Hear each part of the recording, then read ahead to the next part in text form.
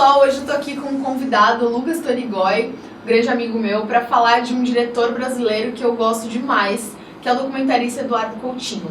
Eu chamei ele aqui hoje por um motivo muito específico, ele tá fazendo um trabalho relacionado à obra do diretor. Então, Lucas, pode se apresentar. Seja bem-vindo ao canal. Obrigado, Júnior.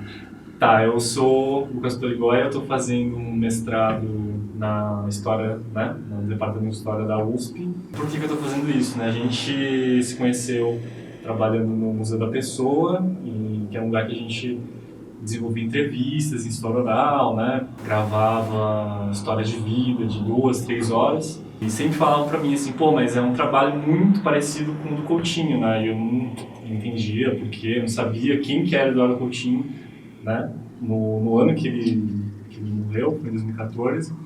E eu corri atrás, achei hiper igual, assim, uma vibe hiper parecida com o trabalho que a gente estava fazendo aqui, né? Então eu decidi pesquisar para ver se tinha alguma coisa em comum mesmo, métodos de história oral e o que ele foi desenvolvendo ao longo da vida dele como diretor. E as conclusões, né, vão sair em 2019 só, quando for defender esse monstrão aí, né? Mas a gente está vendo que tem coisas em comum entre, né, as metodologias. As metodologias, porque a metodologia de história oral foi feita depois da Segunda Guerra, e ela vem para o Brasil nos anos 80 ao mesmo tempo que vem o Cabra, marcado para morrer. Então são várias coisas que a gente está vendo. E por isso eu não gosto da palavra especialista, né? Não acabei virando especialista no Coutinho, mas eu acabei gostando demais e estou se aprofundando, né, no trabalho dele. Isso, exatamente. É isso aí. E a gente tá aqui também para falar, porque assim, o Coutinho, ele é bastante popular, assim, no meio cinéfilo, né, principalmente, e se for levar em consideração sucesso de filmes documentários, os filmes deles, a maioria tinham bastante sucesso e de público, de crítica, público menos, né, porque a gente sabe que no Brasil essa questão é bem complicada, mas mesmo ele sendo quase uma unanimidade, né, sendo adorado, cultuado por vários cineastas brasileiros, sendo reconhecido até no exterior, nos Estados Unidos, quando aconteceu a morte dele, ele estava naquela retrospectiva do Oscar, como um grande cineasta, importante para o documentário. O Cabra Marcado teve uma repercussão enorme fora do Brasil também. Mesmo com tudo isso, ele tem muitas coisas que acho que a maioria das pessoas não sabem, né, com relação ao Coutinho. Para essas informações, a gente pode olhar o livro da Consuelo Lins também, que, se não me engano, chama o Documentário de Eduardo Coutinho, né? Que enfim, é um livro que muito vendido, assim, pelo menos no meio acadêmico, né? Está na sua, sei lá, 7ª edição. Inclusive, para você comprar, você não consegue. Fala um pouco da Consuelo. Então, a Consuelo, ela trabalhou produzindo e como pesquisadora em vários filmes do Eduardo Coutinho. Eu não vou saber direito qual foi o primeiro, eu imagino que tenha sido o Edifício Master, eu acho, ou deve ter sido antes dele.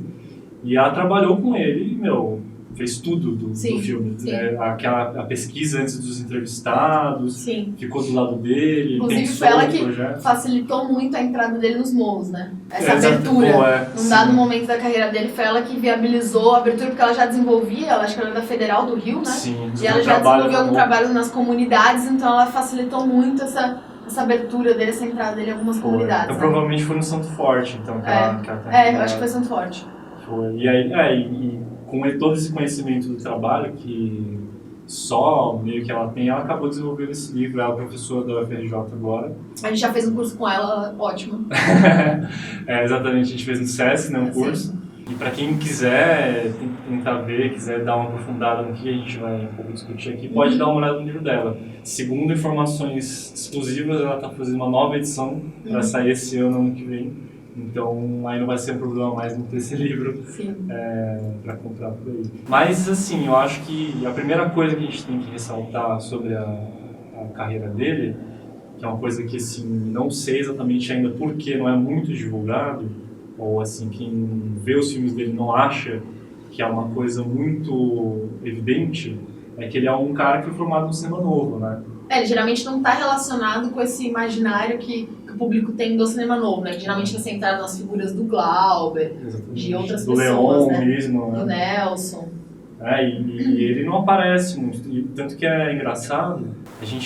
Você viu o filme do Eric Rocha lá? Sim, Cinema Novo? Não aparece o nome do Coutinho, né? Tipo, eu notei assim, porque tem uma entrevista, inclusive eu vou deixar os links aqui, porque a gente fez uma entrevista com o Eric Rocha sobre o Cinema Novo, eu vou aproveitar e linkar aqui nesse vídeo. Tem um vídeo de uma entrevista num documentário do Cinema Novo que é muito louco, eu até me surpreendi. Porque tá numa sala, assim, que é na França, né? Um programa na França. Tem um monte de diretores. Tem um monte de diretores tá lá, e o Coutinho tá lá. E aí tem até o Edgar Morin, tem uns caras super, assim, Jean Rouch.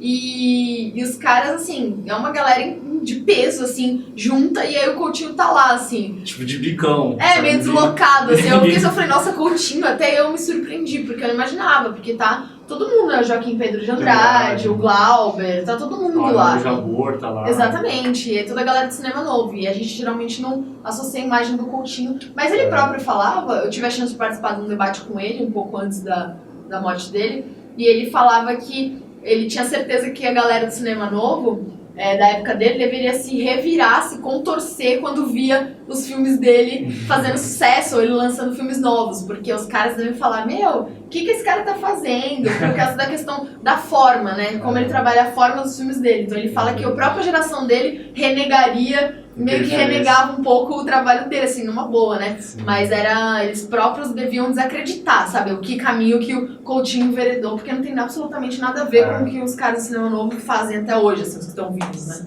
Ele não foi exatamente um cara do núcleo duro, vamos dizer assim, que fundou o Cinema Novo, né? Que chegou e falou assim, o meu pai é o Nelson Pereira e meu avô é o Humberto Mauro, né? Sim, que é o Glauber, o Leon Rismo, o pessoal, nem o Joaquim Pedro é assim. O Joaquim também é um pouco outsider.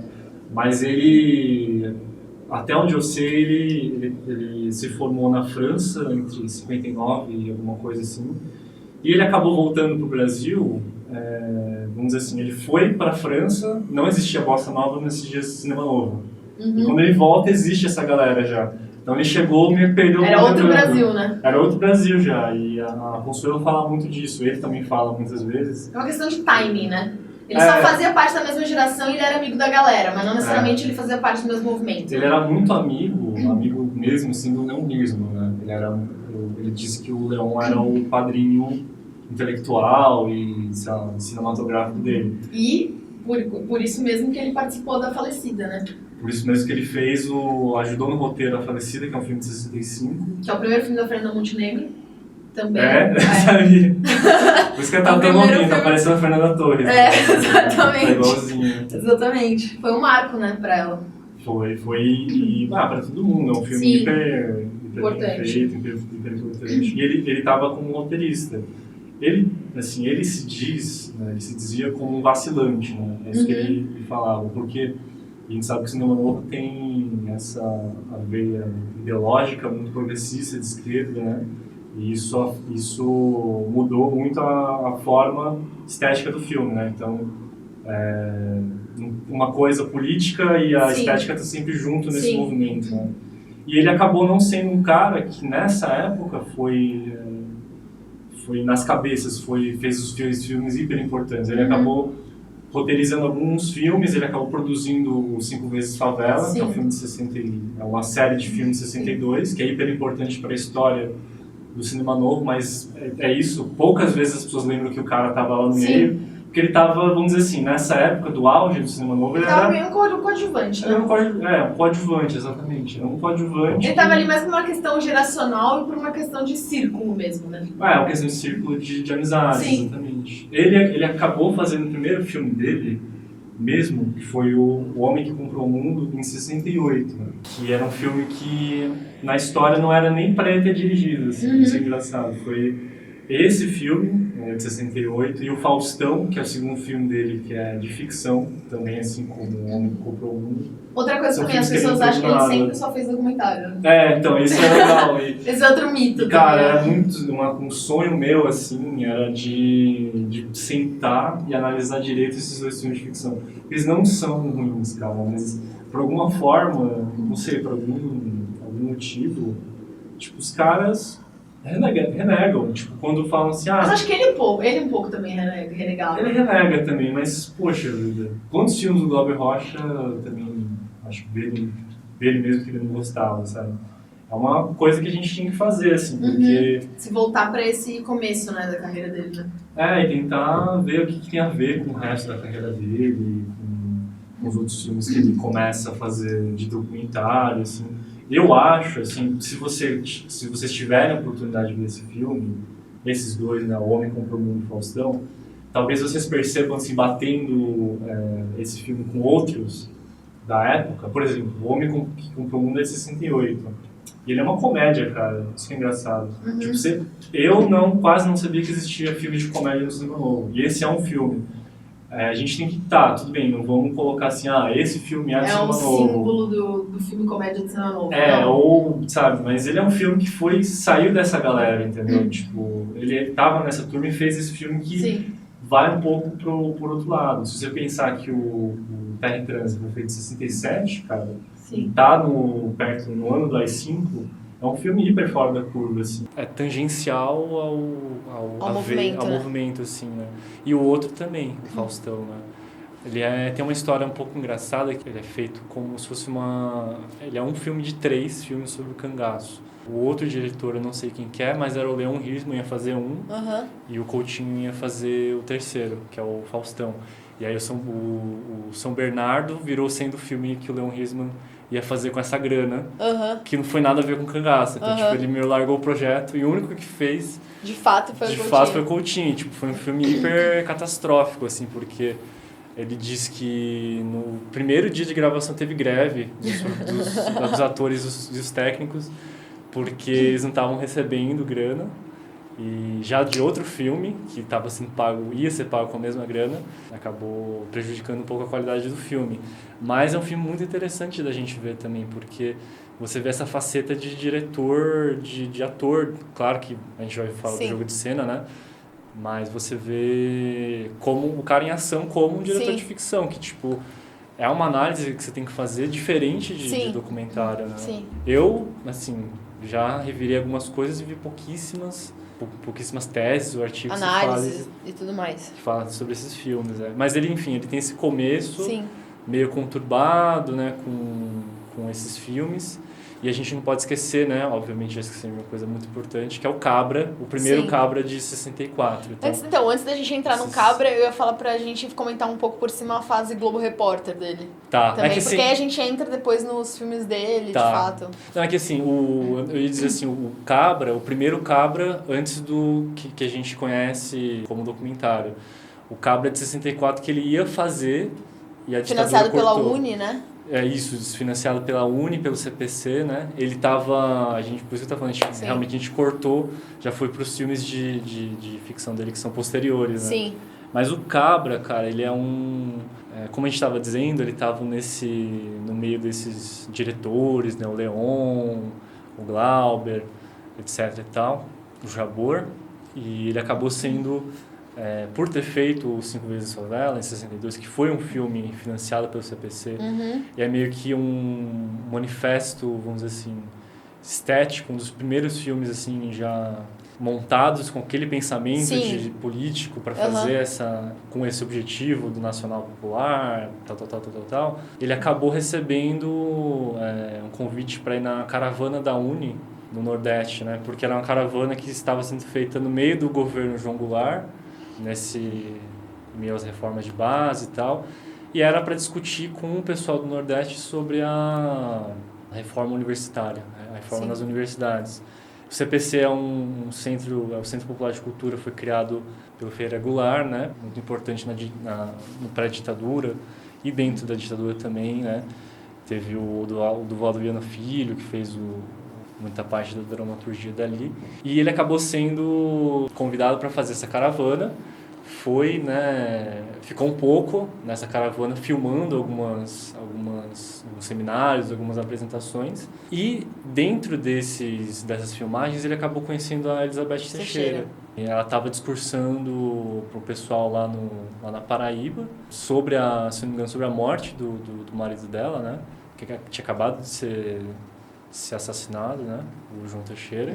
E ele acabou ficando fascinado por essa figura, essa mulher. Que acompanhou a vida dele até o fim, né? Até o fim. Até ela o fim. tá viva. Hoje o Lula foi fazer caravana lá também. Encontrou com ela lá. Tá lúcida, perto dos seus 100 anos aí. É uma pessoa, assim, fundamental na vida dele, né? Sim. Assim, Só um parênteses, o Coutinho sempre comentava como que era essa relação dele com os personagens, porque as pessoas geralmente tinham uma ideia um pouco até romântica de que ele, sei lá, porque são personagens incríveis, que ele fez os filmes e tudo mais, ele tinha alguma relação com elas pós-filme, né? Alguma relação pessoal, e ele sempre foi muito duro, assim, com relação a isso, no sentido de... afastar, separar uma coisa, né? Ele sempre respondeu de uma forma bastante enfática que ele não mantinha relação, assim, pessoal com as pessoas. Porque ele falava, quando acaba o filme, a pessoa basicamente morreu pra mim, porque ela é viva enquanto personagem. Tipo, ela é viva enquanto personagem da minha vida. Acabou aquele filme, acabou tudo. E aí ele até comentou que a única pessoa que ele ligava, tipo, pelo menos uma vez por ano, que ele ligava pra saber como que tava, era a Elizabeth Teixeira. Que ele, às vezes, ia visitar ela, assim, sabe? Que ele não conseguiu manter uma relação pessoal, assim. Mas eu acho que deve ter sido a única pessoa de todos os filmes dele, né? Eu acho que sim. Eu não sei muito assim, mas eu boto fé que seja isso. Porque ela... ter esse encontro mudou a vida dos dois, assim, Sim. né, cara? Mudou de uma forma que... por isso, essa é um pouco a beleza do Cabra de 84, né? Ele resolveu fazer um filme sobre a questão camponesa na época, que era... a Liga Camponesa. Sobre as ligas camponesas. Na verdade, o projeto, assim, né, entrando em pormenores, era para filmar um poema do João Cabral de Melo Neto, que acabou não dando certo. E era uma ficção, né? Baseado na história do marido dela. Isso, Começou como uma ficção. Ele acabou fazendo fazendo a ficção sobre a vida e a morte do João Pedro Teixeira. Enfim, era um filme assim que a gente vai se analisar o pouquíssimo que tem. Aí sim, esse é um filme de estética neorrealista, do neorrealismo italiano. E os personagens, né, assim, dentro dessa estética, são personagens todos, como é que eu vou dizer... São tipos, né? Então, tem o operário, Sim. a camponesa, a esposa do camponês. E ele veio se afastar no futuro totalmente disso, né? Nossa, total. Totalmente. Então... A gente vai comentar isso também, esse deslocamento, assim, de... Não sei se pode chamar de ideologia, mas pelo menos de método. De forma, a forma de encarar o próprio trabalho dele e de conduzir, né? O trabalho dele, isso. Que mudou radicalmente, assim, ao longo dos anos. Mas em 64, é por isso que é importante saber de onde o cara veio. Porque você olhar pro Cabra de 64, da forma como ele estava sendo feita, se você olhar assim meio cru, você não sabe qual que é a intenção ali. E sabendo assim, o cara vem dessa escola, que mais ou menos que é o cinema novo, você entende as intenções dele. É um filme engajado, né? Como Sim. era, o pessoal falava na época, né? Um filme da arte engajada para a denúncia da vida, né? Dura dos camponeses do interior e dos conflitos de terra, dos conflitos na região agrária, que foi, por exemplo, que culminou com a morte do João Pedro Teixeira. E tem uma novidade nesse filme, né, que é uma coisa que eu não conheço de outros dessa época, que os próprios personagens seriam feitos pelas pessoas que viveram. Pelas pessoas da vida real. Seria como você encenar a sua própria vida. Isso, a própria Elizabeth Teixeira. Era a Elizabeth, as filhas eram... As filhas dela, os companheiros do João Pedro também lá iam ser os companheiros na tela. Então também é um filme que você já vê que, tipo, o Coutinho, desde o começo, ele tem uma pegada um pouco diferente, né, dos seus companheiros, assim, né. Então, enfim, ele começou a fazer esse filme e filmou metade, ou um pouco menos da metade, e aconteceu o golpe de 1º de abril, né, 31 de março, 1º de abril, em que as pessoas da região sabiam que o pessoal estava filmando essa película lá e que tinha a ver com as ligas camponesas, então eles foram... Pra confiscar o material, né?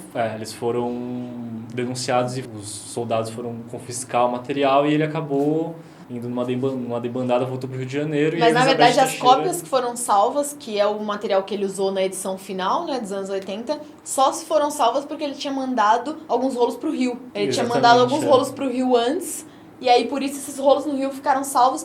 E, inclusive, eu vi um documentário sobre... eu esqueci o nome do cara agora.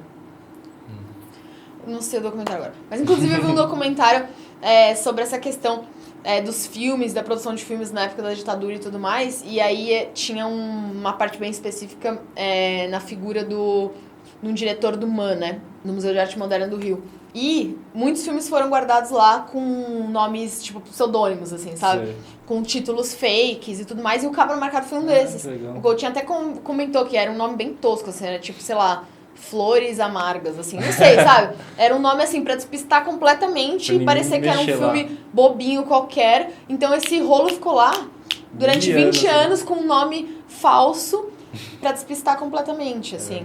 É um filme, né, cara, Sim. que a gente vai retomar isso mais pra frente, mas é um filme que, sofreu na pele o processo político da época, Sim. né, sofreu a repressão, assim, dura. A Elizabeth Teixeira, a gente vai comentar mais pra frente, ela viveu em exílio, Sim. desde ali... Basicamente a vida toda, né? Basicamente a vida Teve que toda. mudar de nome, teve que mudar de cidade, os filhos se dispersaram. Exatamente. Então, eles sentiram na pele muito isso. Agora, o Coutinho, voltando para o Rio de Janeiro, ele continuou, pelo circo dele, ele continuou trabalhando no cinema. Então, fez o roteiro da Falecida, fez o Homem Compra o Mundo em 68, fez...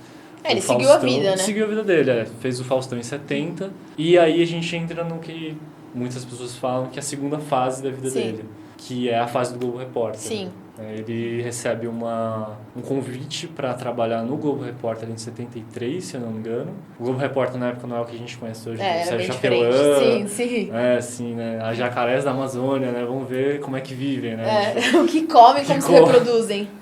Então, Marcha dos Pinguins. Né?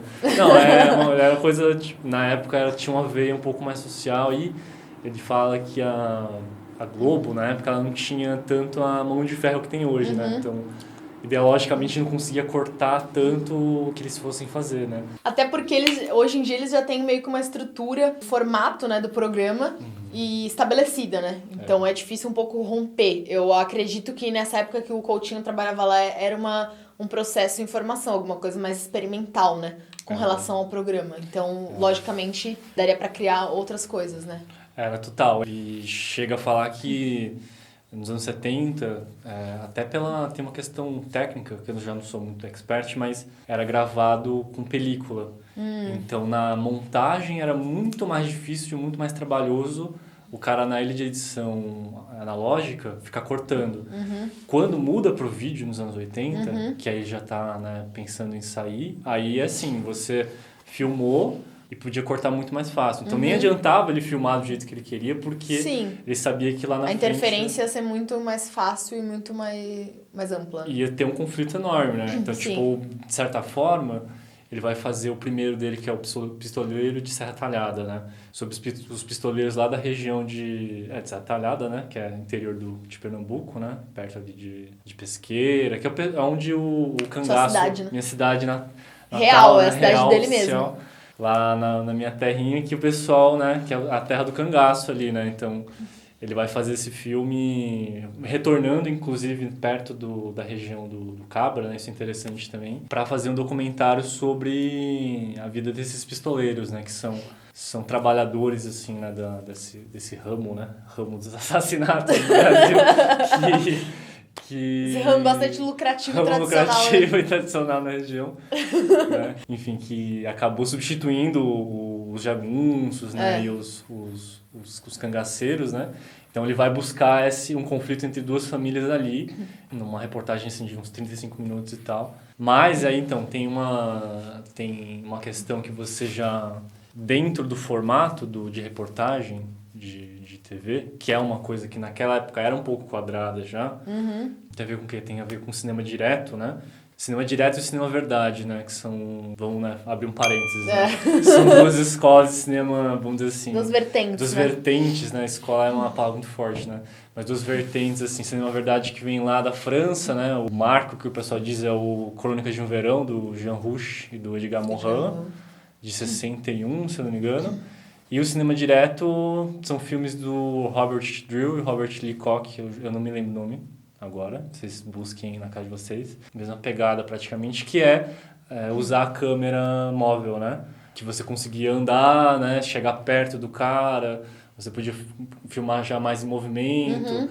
Esse tipo de filmagem acabava dando mais possibilidades para o diretor estar em outros lugares em que ele não estaria antes. Enfim, esse tipo de filmagem é um pouco já foi recuperada pelo Cinema Novo em alguns documentários como o Viramundo, né, do Geraldo Sarno, e Maioria Absoluta, que é do Leon Risman, que também influenciaram o Coutinho se eu não me engano, nessa questão do Globo Repórter. E então ele traz tudo isso para o Globo Repórter, né, para essa experiência dele de diretor. E aí tem uma questão assim que para muitas pessoas é um plano, né, que é revolucionário, assim, ou quase inédito no cinema brasileiro, que é num documentário de 76, se não me engano, que se chama 6 Dias em Ouricuri, que é um documentário que ele dirige para o Globo Repórter, em que você tem, uma duração de 4, 5 minutos o mesmo plano, que é um plano, assim, que um sertanejo está mostrando as raízes que o pessoal está comendo, tirando do chão para comer, por causa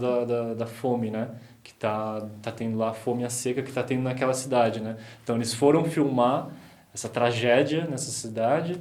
E ele fica, né, ele faz um plano em que ele aparece um pouco, né, e que fica 6 minutos o cara explicando o que é essa raiz que eu tô comendo, qual que é a outra. Depois mostra um cara chorando se não me engano, ou nesse take ou no próximo. Então é uma coisa que, tipo, vamos parar pra pensar, né? O pessoal tá chorando porque o David Lynch faz uma cena de 3 minutos na terceira temporada do Twin Peaks, né? Chorando lágrimas de sangue. Imagina na TV Globo, em 76. Pleno horário nobre. Em horário nobre, cara, um take de, 4, 5 minutos, né? Uma pessoa comendo uma raiz, né?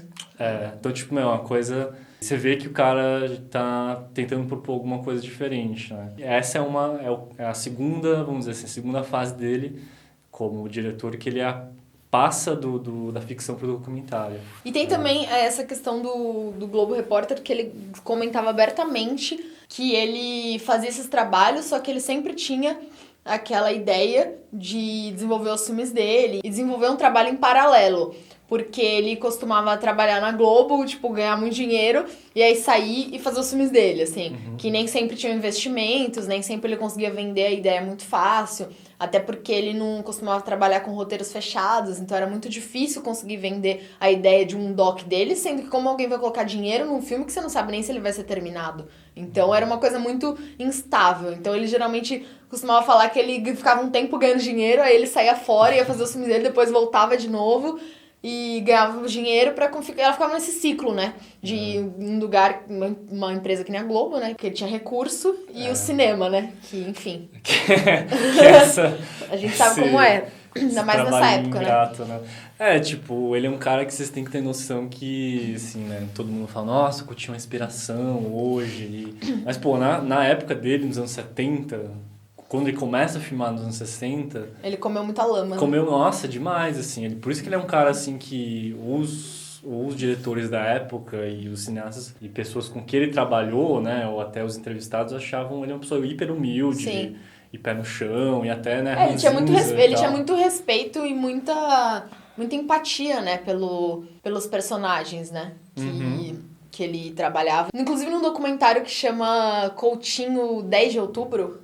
É 10 de outubro? Alguma data assim. É Coutinho 10 de outubro, que foi o Carlos Nader, que é outro cineasta que eu adoro, você gosta bastante também, né?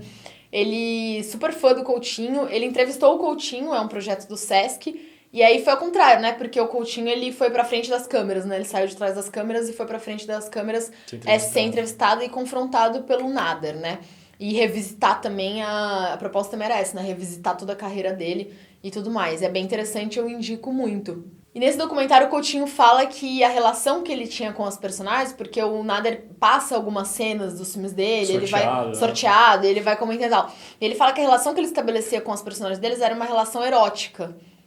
Mas não uma relação erótica no sentido que a gente, enfim... pornográfica ou custo sexualizada, nada disso. Totalmente diferente. Ele usava essa expressão pra falar que, assim, naquele momento, enquanto estava ele e o personagem, o entrevistado, era uma relação, assim, de pura devoção, e é como se nada conseguisse entrar no meio daquela relação, sabe? Nem a câmera. Então era uma relação erotizada nesse sentido. É como se ele se apaixonasse por aquela pessoa enquanto personagem, e era uma relação muito forte pra ele.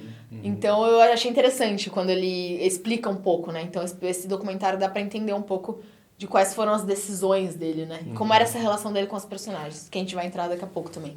Acho que aí tem um passo, assim, no cinema dele que se dá já no Globo Repórter. Por que eu falei desse plano longo, né? De 5, 6 minutos, né? Sei lá.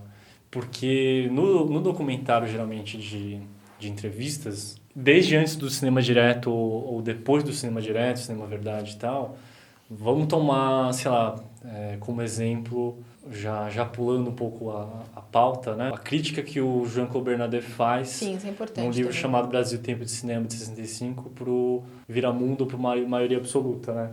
Que são filmes do cinema novo, né? Maioria Absoluta é um filme sobre o analfabetismo no Brasil, né? Então, os analfabetos do Brasil são a maioria absoluta nesse país, naquela época. A gente tem texto sobre ele no site, vou linkar aqui também. Então, chequem lá também.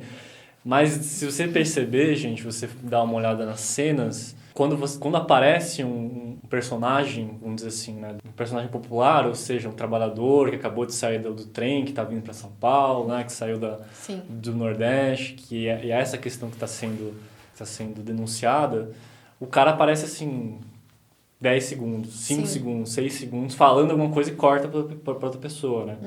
Então, é mais ou menos o uso da entrevista que a gente tem hoje, majoritariamente, no jornalismo tipo, sei lá, o Globo Repórter, né, vai perguntar para alguém, o que você tá achando da inflação no Brasil? Olha, eu não sei o que.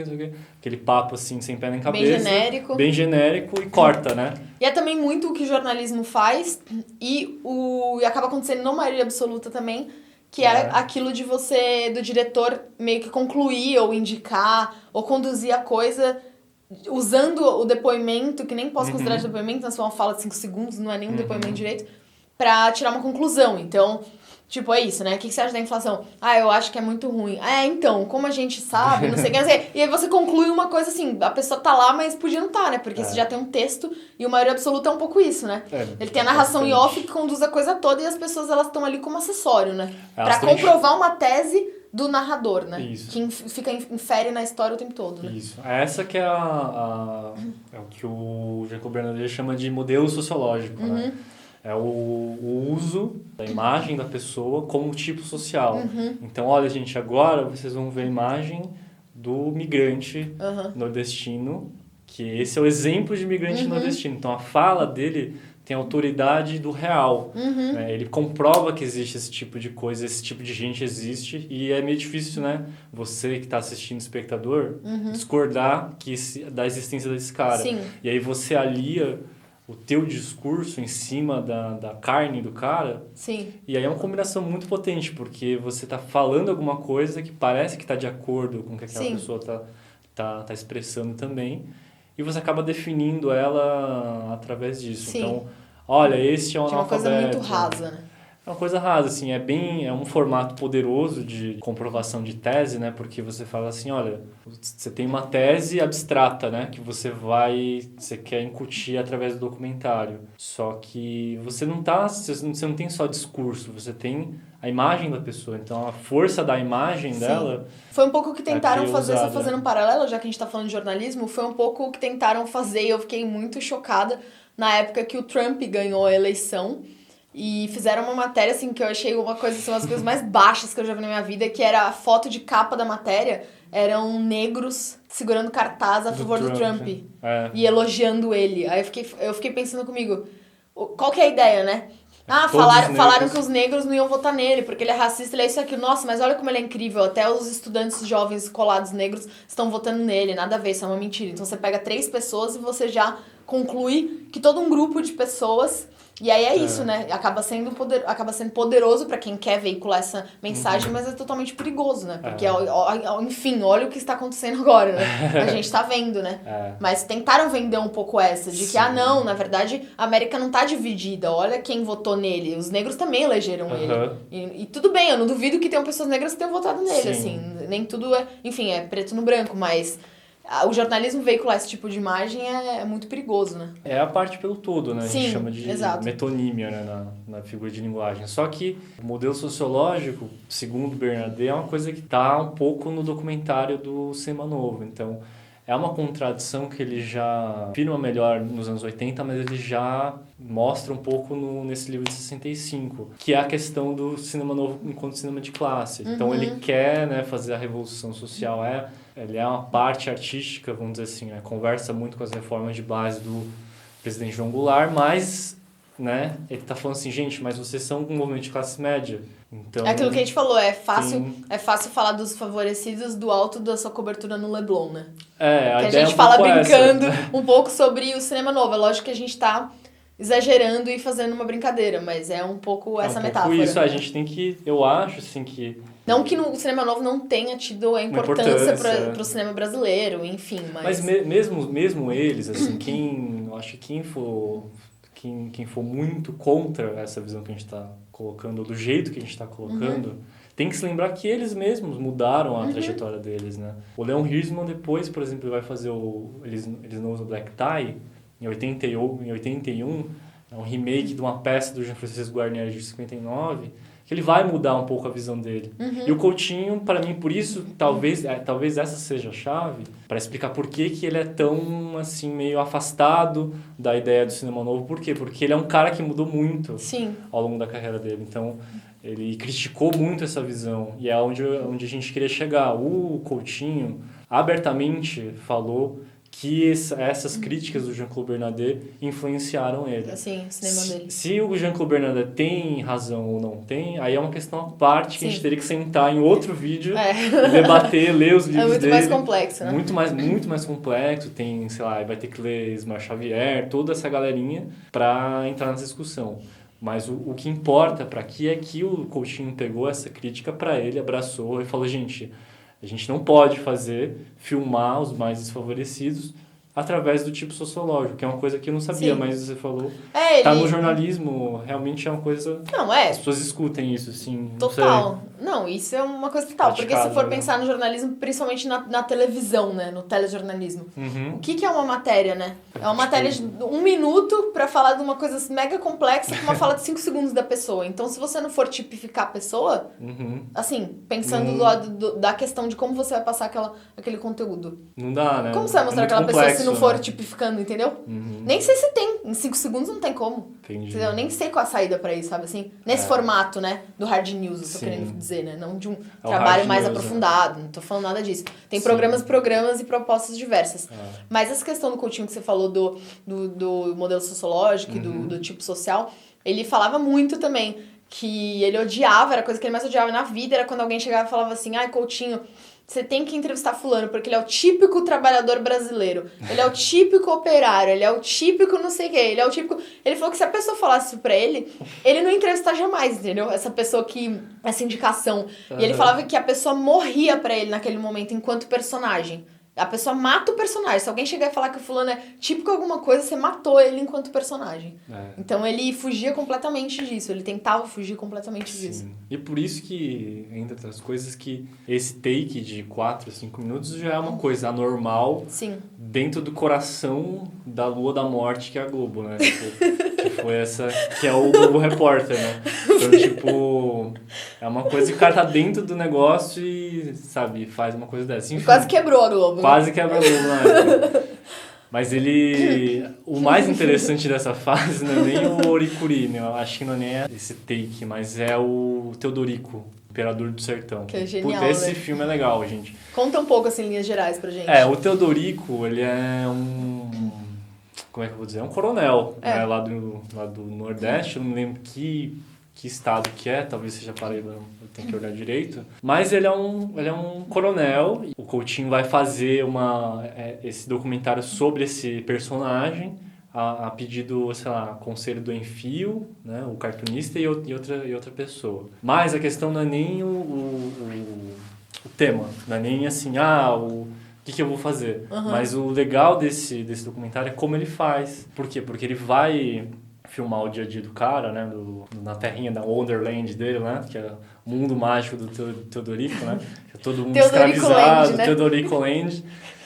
tá lá na Teodorico Land, tipo, e diz ele que começa a filmar, e ele tenta, né, fala assim, Teodorico, o que é isso aqui, né, meio que dá uma direção pro cara, só que ele, hiper autoritário que é, não sei o que, começa... Ele começa a dirigir o Dirigir o documentário ele mesmo, e ele é uma figura carismática, tipo, né, aquele líder autoritário, carismático, e aí o Coutinho, né, já dá um clique, ele fala assim, pô, não adianta eu ficar... Vou me entregar ao jogo, né? Vou me entregar ao jogo do cara, ele que se monte, eu quero que ele faça o teatro pra mim, né? É um documentário de 55 minutos em que o narrador, o único narrador é o Teodorico Ele é o único personagem. É o único personagem, quase.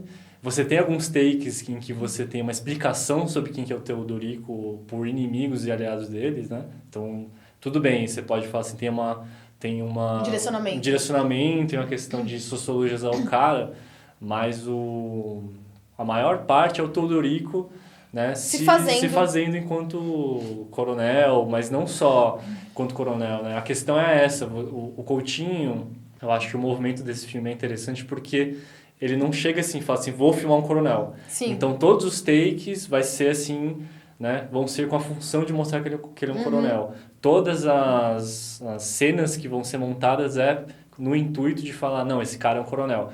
Espectador, esse cara é um coronel, sinta isso. Sinta como ele é do mal, sinta como ele, sabe? Como ele explora as pessoas. Explora. Não, ele faz o quê? É coisa maravilhosa. Tem uma cena em que o Teodorico chega numa fazenda, alguma coisa assim. Tem umas crianças, né, no campo e uns bezerros, uns bichinhos assim. Ele fala, olha...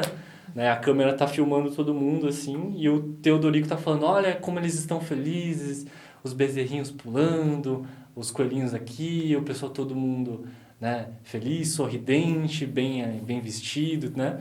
Só que a imagem que você vê, cara, não tem nada a ver com nada, todo mundo triste, todo mundo com fome, todo mundo constrangido com essa situação, né? Qual que é, sei lá, moral da história? Não sei, mas o que acontece? O que a gente pode tirar disso? A gente pode tirar disso? O Coutinho não precisou vilanizar o cara pra mostrar que ele era um vilão. E é um movimento do que o Coutinho levou pro resto da carreira dele e que ele sempre falava que era o interesse dele, que o interesse dele não era criar um personagem, era deixar a pessoa criar o próprio personagem e se fazer em frente à câmera, pro Coutinho, pra câmera, pro filme. Então era essa... o interesse dele, desse personagem se construindo, se desconstruindo, se despindo na frente dele, era esse o interesse. Por isso que o foco central do trabalho dele estava nas entrevistas, estava nas pessoas e cada vez com menos artifícios. Depois dessa série aí no Globo Repórter, né, quer dizer, depois e no meio, né, porque é o que você falou, né, condições de produção, de filmagem no Brasil, se hoje já é treta, imagina nos anos 80, né? Sim. Começo dos anos 80. Então, eu acho que a estratégia dele foi essa. Tava recebendo lá o ordenado dele todo mês no Globo Repórter, né? Vai guardando a grana, né? Ele vai guardando o dinheiro para revisitar um sonho dele, né? Que é fazer... O projeto da vida dele, né? Eu acho, um sonho ou um pesadelo, né? Que é o Cabra marcado para morrer, que foi, né? Foi abortado em 64 pelos militares... Mas eles conseguiram salvar... Algumas cópias. Umas cópias do filme. Alguns rolos, né? Uns rolos, né? Surge essa ideia, né, de finalmente tem recursos para fazer depois de 20 anos e você também tem o contexto do Brasil que... Mudou completamente. Mudou, já está um pouco, né, os áreas da redemocratização, já teve anistia, né? Então, tudo isso propicia um pouco a... Retomada do projeto, né? A retomada do projeto do Cabra, né? Não sei nem por onde começar, né? Mas, assim, o Cabra é dito por, sei lá, muitos cineastas com o maior documentário do Brasil. Até em listas internacionais, ele figura entre os melhores documentários do mundo. Não, bota fé. Costuma ser mencionado sempre, assim. Tá sempre entre os 10, 20 melhores documentários do mundo, assim. Se vocês procurarem, vocês acham. E fora do Brasil, o nome dele é 20 Years Later, né? 20 Years Later, Não sabia. E Cabra marcado pra morrer ia ser um pouco foda difícil, cabra, né? Cabra, né? Ia ser difícil traduzir, mas... Porque, assim, é um filme, né, cara, que... Por que a gente fica pensando, né? Vocês também devem pensar, assim, né? Por que eu vou fazer um filme, né? Qual que é a motivação, né? Eu acho que é uma coisa que, para quem gosta dos filmes do Coutinho, é uma questão que você é sempre colocada por ele, né? Por que eu tô fazendo esse filme? Por que eu filmei o Teodorico? Por que eu vou voltar nesse projeto, né? Eu acho que é um filme, assim, que ele tem uma grandeza enorme, porque ele não é uma questão técnica. que faz ele ser um filme muito bom, né? Porque ele é representativo de uma época, né? É o que a gente chama assim de zeitgeist, né? É o espírito do tempo tá nesse filme, né? É a redemocratização, É a repressão. é a repressão no filme, a vida do Coutinho e a vida da Elizabeth, de todo mundo ali do Engenho Galileia, né?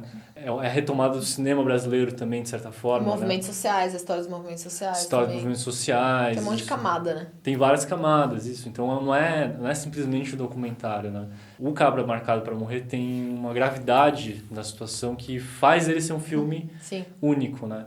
Então, tudo bem, tem a montagem do Eduardo Scorel, que também fez um baita trabalho, né, conciliando um pouco um material tão diverso como é o material de 64, com as filmagens de agora, com documentos, com as entrevistas, né, que o Coutinho faz. Enfim, o filme ele é estruturado na volta, vamos dizer assim, do Coutinho para conversar com a equipe e os personagens, atores / personagens do Cabra Marcado para Morrer de 64. Inclusive, fazendo uma coisa que eu acho maravilhosa, que é confrontando essas pessoas, esses personagens, com a própria gravação deles mesmos da época, né? Então tem um momento que tem uma exibição, que ele faz meio que um cineminha, sabe? Lá na cidade, perto, né? Da casa da Elizabeth, tá perto de onde foram as filmagens, né?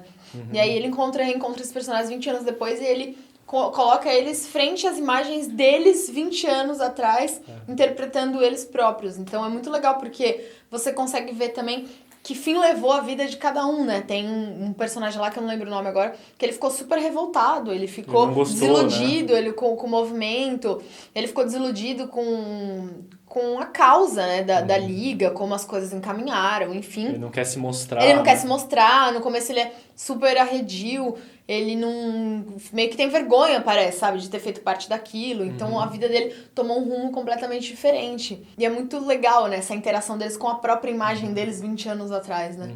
É um filme, assim, que, é como a gente falou, com tantas camadas de tempo sobre ele, deve ter sido muito complicado pensar como é que seria feito, né?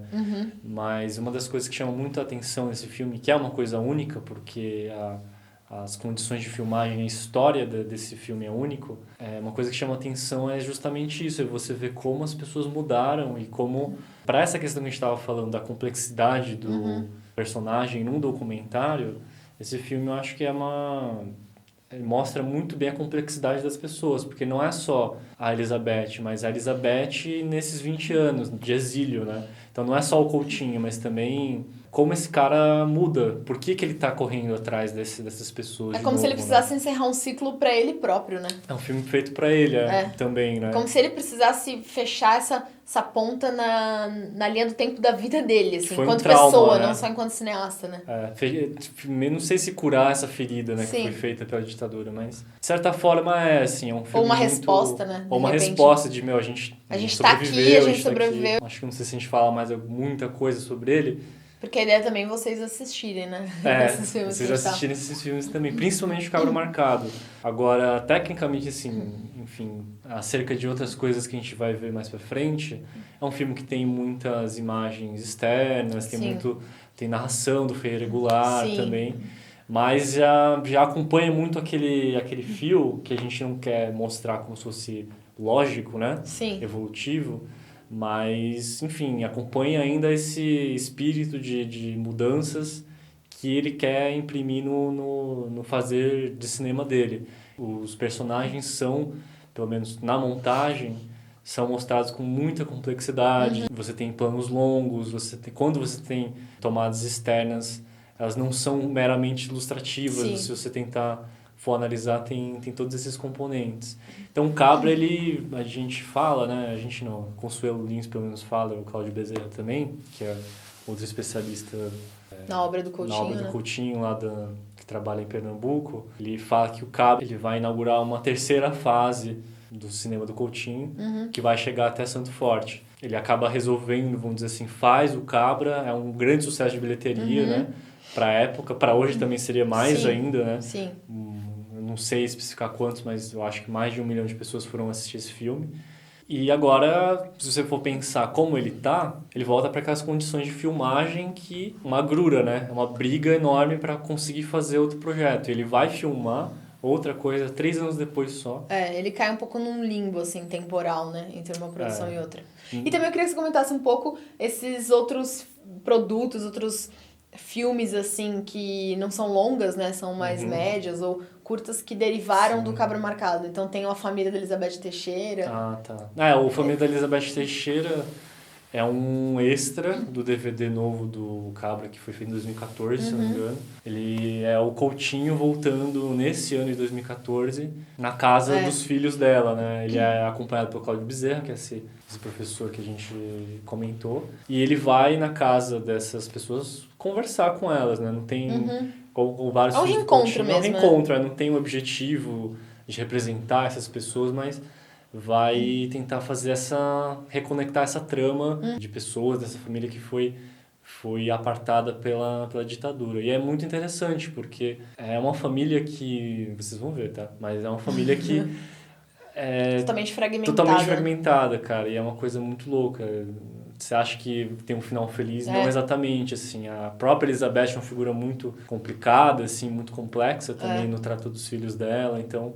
Mas tem uma cena muito legal que é uma neta da Elizabeth Teixeira, ela tá andando de carro com o Coutinho e ela fala assim, olha, eu sabia mais ou menos quem que era a minha mãe, a minha avó, a família da que eu tô, a minha família Teixeira, mas eu fiquei sabendo quando o meu professor passou o Cabra Marcado pra morrer na sala e eu virei professor de história. Então, tipo, acho muito legal, assim, esse movimento, né? Como que o filme Cabra Marcado para Morrer, ele também é uma coisa muito, muito forte, muito representativa, né? Ela movimentou muito a história do Brasil, né? Acho que, assim, qualquer palavra sobre o Cabra é sempre pouco. Então, eu não pretendo passar 5% da experiência do que é assistir esse filme. Então, assistam, por favor. Se vocês estão interessados em cinema brasileiro, cinema documentário, acho que é uma experiência ímpar. É um marco, né? É um marco. É um marco. Mas, enfim, depois ele faz o Santa Marta, 2 Semanas no Morro. Sim, adoro. Que é um média, né? Que é um média, tem uns seus 50 minutos, 45. E sabe uma curiosidade também que eu descobri depois, quando eu tava fazendo uma pesquisa pra escrever sobre o filme? Aproveitando também um parênteses, a gente tem um especial sobre o Coutinho no Cinemascope. Eu vou deixar tudo aqui linkado, fácil para vocês já irem se conectando com esse conteúdo. Mas quando eu tava escrevendo sobre o Santa Marta, eu descobri que tem uma cena no filme que ele tá com alguns jovens, né? E ele começa a explorar essa coisa dos sonhos dos jovens dentro da favela e dentro das comunidades. E o que eles pensavam do futuro, o que eles queriam e tal. Então ele tá meio que num centro comunitário conversando com esses jovens. E um dos jovens que tá lá é aquele... Marcinho VP, não é? É. Pode crer. Marcinho VP, que é o protagonista do livro do Caco Barcelos, Abusado. Que ele veio se tornar o dono da Santa Marta, assim. Tipo, o maior traficante que já teve no Morro Santa Marta. E ele fala sobre os sonhos dele. E ele tem uns 14, 15 anos no documentário. Ele fala sobre os sonhos dele. Acho que ele queria ser desenhista, coisa assim. Mas ele fala, não vou conseguir. E aí ele já fala isso e não vou conseguir. E eles contam como que as meninas não dão bola pra eles, porque eles são da favela e tudo mais. Então é meio que assim... Ele já tá... A maioria deles, né? Na verdade, não só ele. Já tá naquela vibe de eu tenho meus sonhos, mas eu já sei o meu lugar. Então eu não vou nem continuar sonhando, porque a vida é muito foda, assim. Mas é muito louco isso, né? Essa terceira fase, que a gente tá chamando de terceira fase, seria mais ou menos uma fase, assim, olhando de hoje para trás, seria mais ou menos uma fase de transição de método, né? Ou de ética, estética de filme dele, né? A gente pode, assim... destacar 3 filmes, né? Porque são vários curtos que ele fez para ONGs e tal, que a gente não vai entrar nesse detalhe, né? Mas são 3 filmes, que é o Santa Marta, de 87, o Fio da Memória, de 91, e o Boca de Lixo, que é um filme de 93. Que é muito forte também. O Santa Marta, ele já é um filme que ele é muito, a predominância dele é muito em cima da entrevista, do plano americano, plano fechado no entrevistado. Ele é baseado muito na conversa com as pessoas do Morro Santa Marta. Mas ele é como se fosse um preparatório para o que viria a ser o trabalho dele, por exemplo, no Babilônia. Sim, no Santo Forte. No Santo Forte, em outros trabalhos assim, né? Que ele fez nas comunidades. eu acho, se eu não me engano, é o primeiro filme de vídeo dele. Se eu não me engano, é o primeiro filme que ele filma em vídeo, né? Que era uma tecnologia que já tinha na época, mas no Brasil ainda era pouquíssimo usado. Mas é um filme ainda, se vocês forem ver, vocês vão notar que ele é dividido tematicamente ainda. Então, de certa forma, ele está replicando aquilo que ele ainda... Fazer na televisão. Né? Então é religião, aí... Trabalho, sonhos. Violência. Então, é um filme muito interessante, assim, eu gosto né? muito. Né? E tem uma cabine no meio que a pessoa pode sentar e falar assim, qual que é uma reclamação tua, fala o que você quiser, né? Então, é um filme que tem lá esses... Tem uns elementos interessantes, mas se você for tomar sei lá, em conta um Santo Forte, tem uma sofisticação de formato e de método, né? Acho que é um amadurecimento do método. Que eu acho que tem uma coisa que eu acho que é legal falar, que eu também nem sei dizer se o Coutinho chegou num ponto até o final da obra dele em que ele falou, esse é o meu método, ponto. Eu acho que em cada filme ele estava sempre revendo e se questionando com relação a isso, porque tem até uma coisa que a Consuelo sempre fala, que é o cinema do Coutinho, em termos de formato, de método, de cinematografia e tudo mais, era um cinema de subtração. Que ao longo do tempo ele foi fazendo o movimento contrário da maioria dos cineastas, que vai sempre querendo adicionar mais coisas e incrementar assim e testando isso e aquilo outro. O cinema do Coutinho não, é sempre o cinema de subtração. Então, ao longo do tempo, você pode comentar até melhor. Ele foi tirando as imagens de apoio, ele foi tirando os inserts de algum plano detalhe, de alguma imagem, que nem, por exemplo, do Santo Forte. Ele fala que ele se arrepende amargamente de ter deixado planos detalhes santa, né? Das santas, das imagens religiosas no Santo Forte. Ele falou que se ele pudesse voltar atrás, ele tiraria isso. Então, assim, a ausência de trilha sonora. Então, a trilha sonora acaba entrando, a gente vai falar isso também, o som direto das pessoas cantando. Então ele foi só subtraindo. A cada filme ele ia subtraindo porque a ideia dele era que a personagem fosse absoluta. Essa performance, né, da personagem em frente à câmera, em frente ao diretor, fosse absoluta no filme. Era isso que interessava ele. Então ele foi subtraindo a cada filme alguma coisa. E aí ele sempre falava sobre isso, se referindo a uma prisão, né? Ele falava, essa é uma prisão que eu mesmo escolho. É uma prisão que a gente escolhe e a gente fica dentro dela e trabalha dentro daquela prisão. Mas ele falou, só consigo trabalhar assim. Eu ponho meus limites e aí eu trabalho dentro deles, assim. É uma prisão escolhida, né? Se você for notar isso, Santa Marta é 2 Semanas no Morro. Uma prisão geográfica e temporal. Qual que seria, assim, a lógica disso? Se a gente quiser achar uma lógica. De repente não tem, né? Mas... E isso é uma coisa que eu fico pensando enquanto a gente está falando isso, que talvez um vídeo como esse o Coutinho não gostaria de ver, porque é como se estivesse dissecando, né? Se ele tivesse um método, né? Não existe método Coutinho, né, gente? Acho que é uma questão que a gente tem que pensar também. Que você falou... não sei se eu consigo falar o método Coutinho era tal, porque tem a questão das fases, tem a questão de que um filme pro outro ele mesmo mudava o próprio método. Então, cada filme eu acho que era um método, entendeu? Não existe um método Coutinho, é isso, tal. Falar, assim, né, numa linha lógica é muito difícil, mas eu acho que nesse sentido a Consuelo acerta muito. Filme a filme ele vai despindo de todas as coisas que ele podia usar no cinema, todos os recursos, ele vai deixando o filme cada vez mais... vou dizer simples, né? E uma coisa que queria que você comentasse... artifícios. Queria que você comentasse também a colocação dele enquanto personagem nos filmes. Tanto em voz off, quanto ele fisicamente, assim. É uma questão que acho que é pouco explorada, né? Devia ser explorada um pouco mais, porque eu acho que tem um senso comum muito grande de que ele não, sei lá, o personagem que você tá vendo, né, nos filmes dele... é aquilo mesmo, é a verdade, porque ele não está dirigindo, ou ele não... não sei, as perguntas que ele faz sempre vão despir o cara do traje que ele está vestindo para se mostrar para a câmera, né? Não é bem assim, né? O Coutinho a gente vê tem um documentário que é um documentário espelho do Edifício Master. É o quarto apartamento 608. Algum número, apartamento algum número, que mostra umas cenas dele... que é um documentário, só um parênteses, é um documentário sobre os bastidores do Edifício Master.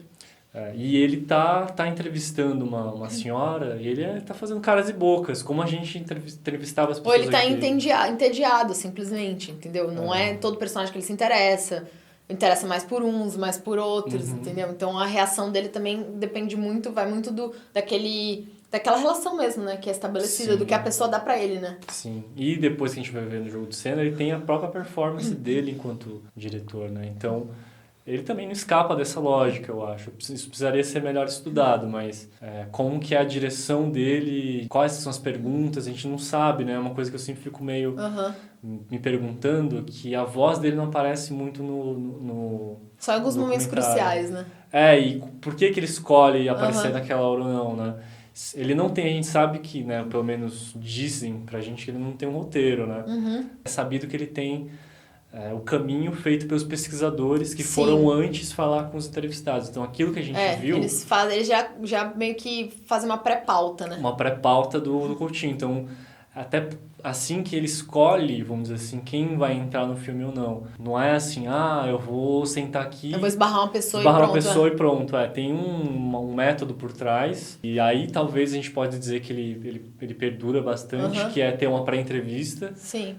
Pela questão de que ele não quer falar. E ele só encontrar a pessoa que ele vai entrevistar na hora pela primeira vez, porque ele não quer correr no risco da pessoa falar, que nem eu te falei aquele dia, ou que nem aquela vez que a gente conversou, ou como você sabe. Então ele quer que o encontro da gravação seja o primeiro encontro dele com o personagem, que não tem essa relação prévia, né? Pra ser uma coisa inédita tanto pra ele quanto pro personagem. Agora não significa que ele não conhece aquela pessoa, né, de alguma forma. De alguma forma ele já viu ela, já sabe mais ou menos por onde é. Já viu ela em vídeo, porque tem essa são também, pra né? entrevistas gravadas, uma pessoa, né? às vezes, ela é interessante no discurso e não é no vídeo, e vice-versa, às vezes o discurso é fraco. Ou a história é muito boa. Exatamente, tem esse peso, né? Eu diria que a única pauta, vamos dizer, que ele tem é a força do discurso, a força da palavra. Da personagem, Da personagem. É a única coisa assim, vai entrar ou não. Não é tema, não é um conteúdo. Ele não falou... Tal coisa. Não falou tal coisa. Não falou da vida, da violência do morro. Não vai entrar. Não, é uma história que vamos dizer assim, é um aspecto muito mais subjetivo de escolha do entrevistado, né? Então, acredito que talvez essa seja uma característica muito forte do que ele faz. Tem uma coisa que eu acho genial, que ele costumava comentar em entrevistas também, que é ele externar e expor pro espectador o dispositivo do filme. Então, por exemplo, quando mostra ele dirigindo a equipe dele, tem algum filme, eu não sei se foi Babilônia, eu não lembro agora, mas era algum que era em algum morro, e aí ele fala assim, não, desce por ali, porque ali não sei o que lá. Parece até uma cena que é um erro, é um bastidor, então mostra ele dirigindo a equipe dele. Então ele fala pro câmera, não, anda por ali, não, tem tal pessoa, vamos fazer tal coisa, não, mas aqui essa escada é ruim, tal. Então tudo isso tá no filme, então ele abre pro espectador o dispositivo do filme e ele se coloca também enquanto um personagem. E outra coisa também que ele era muito criticado, ele já comentou também os porquês disso, e aí, quando ele mostrava ele pagando. Sim, pagando os entrevistados. Quando ele mostrava ele pagando os entrevistados, aí todo mundo ficava, meu Deus, até nesse debate que eu fui tinha um cara, eu não sei se ele era francês ou era português, enfim, ele era europeu, um cara perguntou pra ele, nossa, mas como assim? Falta de ética, que absurdo, tal.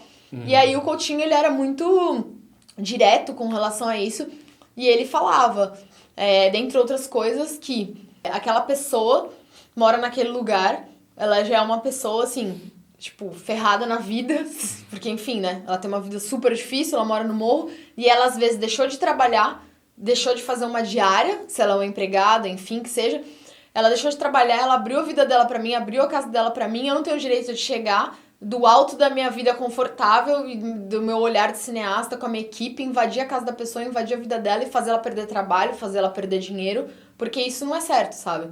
Então tem essa preocupação dele, assim, como, assim, é uma coisa simbólica, é um valor simbólico. Ele falou que tem gente que não quer aceitar e tudo mais, mas é uma coisa que ele acha que é eticamente o correto, assim, nesse trato com essa pessoa que se disponibilizou a ajudar ele e fazer parte do filme e às vezes perdendo coisas pra poder estar ali disponível. Então ele acha que é uma questão simbólica, é uma coisa que não vai mudar a vida de ninguém e ele coloca isso na filmagem, né? Já filmou, tem vários filmes que mostram ele pagando as pessoas. Por outro lado, assim, eu rebateria esse cara falando assim, talvez falta de ética fosse não mostrar, né?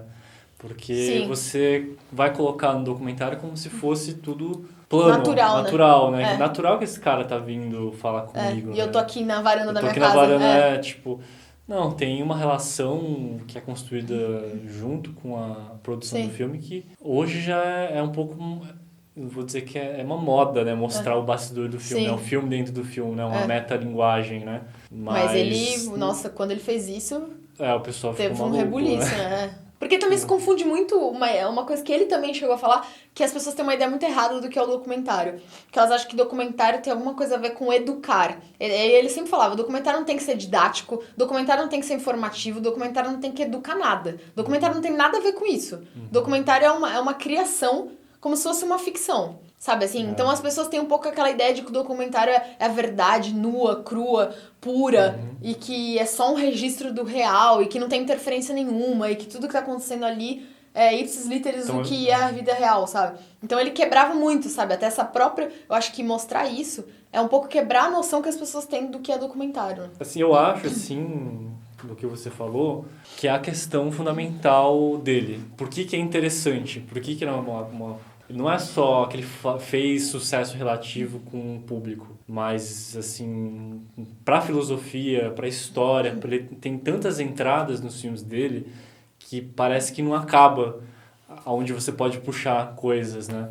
Acho que é até por isso que eu fico fascinado com o que ele faz, né? Porque essa recusa do modelo sociológico, na minha visão, assim, que começa nos anos 70, e ele vai depurando essa recusa, né, ao longo dos anos, ela acaba mudando o filme dele, o cinema dele de duas formas. Eticamente e esteticamente. Eu resumiria assim. Na ética, é você tomar a imagem da pessoa como uma relação hierárquica, uma relação de classe, né? Quem tem o poder de filmar, né? Ou quem vai ser filmado. Quem tem o acesso Quem tem o acesso a isso. Quem tem... A câmera tem um puta poder, né? De você pode distorcer a imagem da pessoa do jeito que você quiser. Então... Tu pode intimidar a pessoa. Intimidar. O ângulo que a filmagem está fazendo, se fosse de outra forma, significaria outra coisa. Eu não sei se é uma lição, mas eu não diria assim, mas uma coisa que a gente pode muito tirar do cinema dele é isso. Ele era um cara, assim, por isso que ele era muito cri-cri, né? Ele era meio, né, mal-humorado e tal, porque, claro, eu imagino que era um dilema, acho, para ele mesmo. Era um dilema ver tantas pessoas usando as imagens das pessoas de uma forma tão banal ou tão objetificada, tipificada, devia deixar ele meio bravo, assim, mas não só ele, mas muitas pessoas, mas um compromisso ético com a filmagem para ele deveria ser um pouco isso, não utilizar as imagens não só externas, né, de uma forma ilustrativa, que fosse, né, sei lá, o cara tá falando um poema sobre Copacabana, a imagem lógica é aparecer Copacabana, que é um uso assim, né, que é hiper comum, mas que precisa ser criticado, né? Só que não só esse uso de imagem externa, mas uma coisa mais séria ainda, que é a voz, o corpo e a imagem da pessoa, né? Como é que você vai usar ela? Como é que a gente faz uma montagem narrativa ou, enfim, de um documentário que, de certa forma, respeite a integridade e a complexidade da vida daquela pessoa, da vida que ela está contando. E não que ela somente sirva a história que você quer contar, né? Exato. Então, acho que eticamente o compromisso que tenta se estabelecer, não digo que ele faça isso sempre, que é uma coisa também que já está no senso comum de que ele é um cara que, né, parece um santo, né, um mestre, né? Mas que isso foi muito desconstruído nas últimas conversas, foi né? muito desconstruído nas últimas conversas. Foi até o que deu um mal-estar até nas pessoas super fãs e que acompanham o trabalho deles, e a gente vai chegar lá também. Sim, a gente vai comentar isso. Como ele não é perfeito, não é a nossa intenção de santificar o cara, mas a importância dele, talvez, pro cinema, não só documentário, mas não brasileiro também, mas enfim, mundial, é botar essa questão. Gente, profissionais do cinema, do jornal, qual que é o uso da imagem que vocês estão fazendo? E eu acho que é uma coisa que eu estudo esse cara e a história oral com a preocupação parecida, que é um incômodo que eu tenho de ver vários programas de TV e cinema e tal, banalizando a vida das pessoas. Eu vou dar um exemplo, ou dois, que é o Arquivo Confidencial do Faustão, por exemplo. A entrada na intimidade das pessoas da forma mais espetacularizada. Mais pastiche também mais que existe. Pastiche. E assim, essa Globo Esporte, vocês vão ver, é uma coisa que está na vida da gente, não é?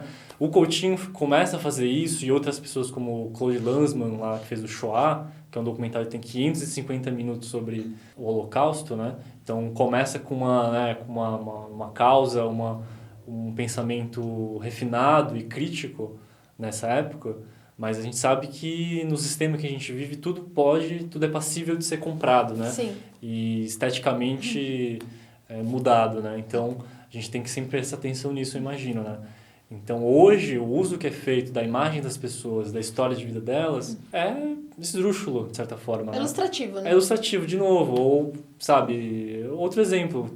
Quantos jogadores de futebol, né, são mostrados como um menino pobre que cresceu e lá, o filho da dona Fulano, Maria que que ganhou lavava o mundo. roupa e se ferrava e agora... Não deixa de ser verdade, pode até ser. Mas criou um tipo mesmo. Criou um tipo que serve para reproduzir Sim. certos discursos, né? Então, a gente tem que tomar cuidado. Quem quer entrar no meio, quem vai pensar trabalhos em história oral ou entrevistar outras pessoas, que é uma coisa que está muito em voga, está muito na moda hoje, era bom assistir os filmes do Coutinho e um filme em especial chamado Fome, do Cristiano Burlan. Ah, ele é ótimo. Que a gente tem entrevista com ele aqui também.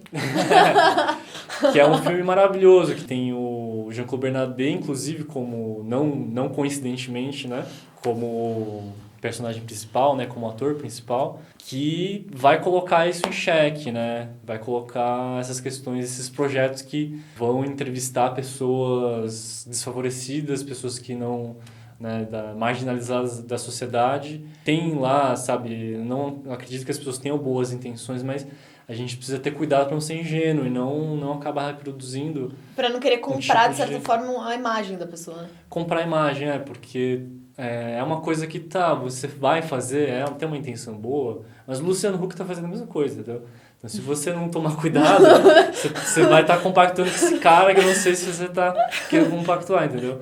Então, enfim, na época que o Coutinho fez o Santo Forte, por exemplo, que é um filme que já é a última... Um pouco divisor de águas, né? Entre essa terceira fase e a última fase, né? Isso, dele. que é um divisor de águas, que já é um filme que refina muito essas questões, então já despe o filme da maioria das imagens externas.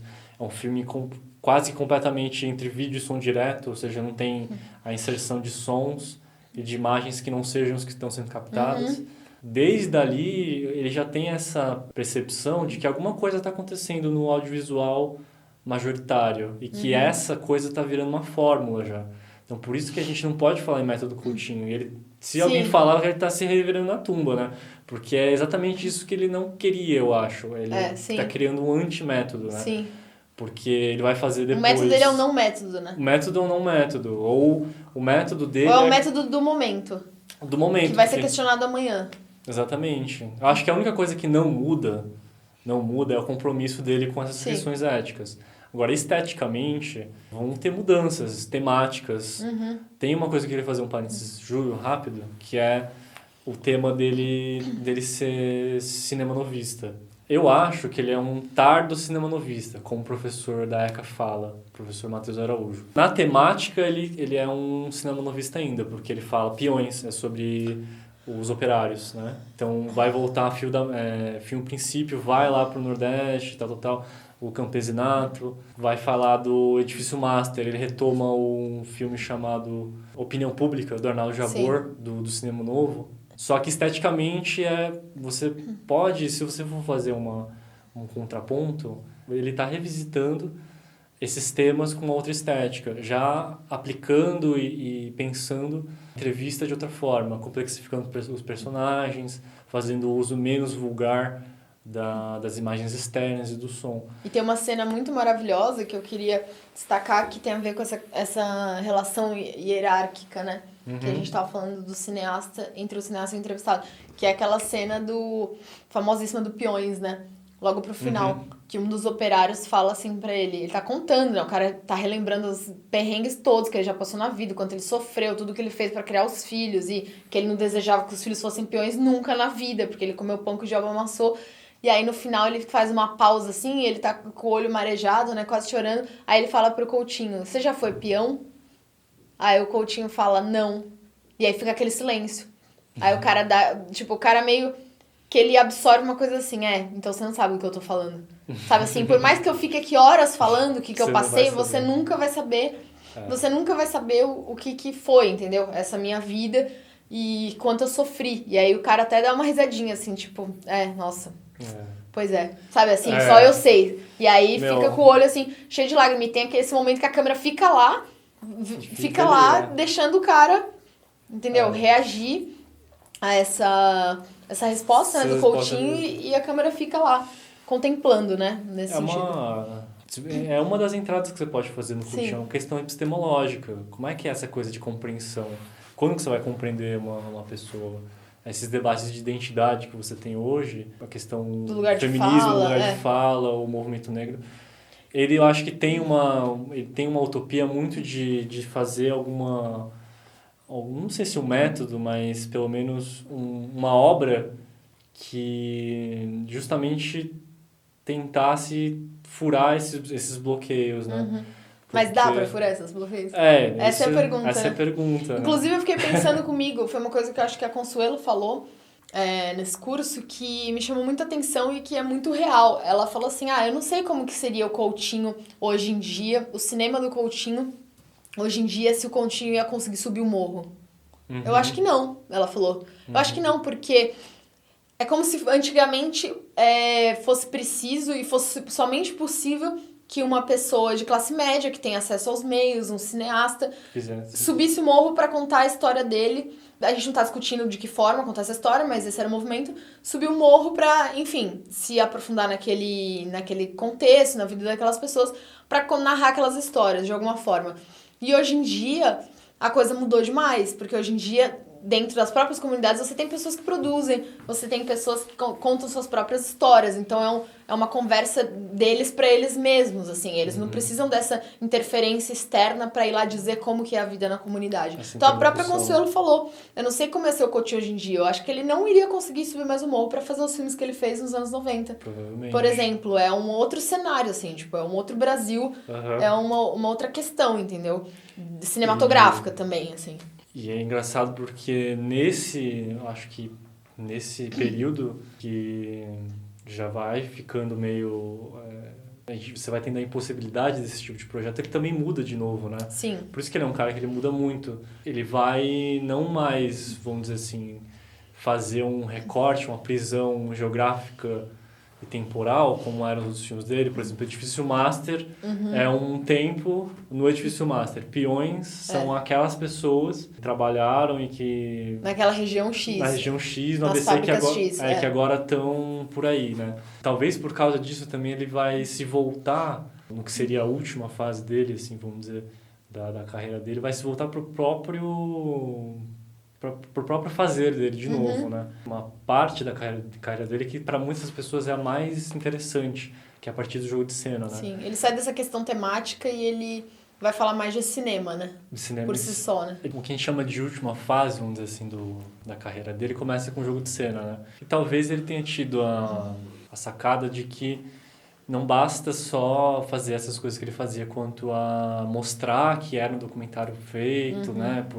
Manufaturado por outras pessoas, e a questão de tirar os elementos externos, né, da gravação, ele acaba fazendo um movimento que eu acho que é autoexplicativo. Ele traz os entrevistados com um papo de teatro, né? O que reforça muito também esse intuito dele na performance, A performance, de que é uma coisa que a gente pode, assim, numa literatura, ver, por exemplo, num livro chamado Representações do Eu no Cotidiano, um cara chamado Erving Goffman, né? Que, assim, vou dizer que explica... Discute, né? Discute isso também, né? De que a gente está sempre performando, né? Então, de certa forma, talvez nos documentários antes do jogo de cena, passasse essa ideia de que não, agora era tudo mentira nas entrevistas, agora o Coutinho fez florescer da verdade da pessoa, né? Então o espectador estava crente de que aquilo era verdade. E ele vai lá e faz um movimento que é de acabar com isso, assim. Eu não vou dar spoiler do jogo de cena, mas Inclusive fazendo questionar o que afinal é a realidade e o que é ficção, né? O que é... Esse eu acho que é um grande embate pra quem trabalha com documentário, né? Nossa, demais, assim, a forma como é montado o jogo de cena tenta explicitar muito isso, né? Eu não vou dar spoilers, quem já viu tá ligado, assim, mas acho que esse último movimento dele é a desconstrução da própria crença na veracidade positivista. Essa realidade pura, né? Do que o entrevistado tá falando. Então ele faz esse jogo de cena em que ele já não vai mais até as pessoas vão até que ele é num no palco espaço, de teatro, também palco não de à toa, né? Sim, aí depois vai fazer o Moscou, que na minha opinião é o contrário. Então ele quer mostrar no jogo de cena que as pessoas são atores e atrizes também. E no Moscou parte-se de uma peça de teatro em que, com atores com atores que... E a montagem da peça, que é uma peça do Chekhov, né, vai um pouco mostrando que também o personagem tem um pouco do ator, enfim, simplificando, tem esse movimento de criticar e de complexificar essa nossa crença no que é dito. Aí depois vamos ter as canções de 2011, que também é num palco de teatro com fundo preto, e aí sim eu acho que é muito... uma refinação quase, não sei, é um filme muito... com quase nenhum artifício cinematográfico que não seja... Que até a trilha sonora é a música cantada pelas personagens, né? É muito, muito, muito focado no corpo das pessoas e na voz, né? Na história que elas... na força das histórias que elas contam. Eu acho que esse é um movimento que vai sendo feito até a interrupção da vida dele, né? Onde a gente tem o Últimas Conversas, que foi feito em 2015, se não me engano. Só que não foi montado com ele em vida, né? Ele foi gravado. E aí aconteceu, enfim, essa trágica morte dele. Então o filme ele foi montado póstumamente, né?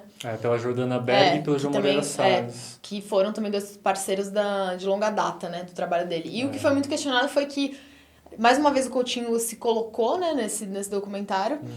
A montagem privilegiou essa inserção do diretor na construção em si, né, do filme. Suas vacilações, né? Sim, mas de uma forma que ninguém não, mas de uma forma que acho que a maioria das pessoas não conheciam o Coutinho, não esperavam, né? Porque ele mostra ele sendo muito rude com as personagens e eram adolescentes, então...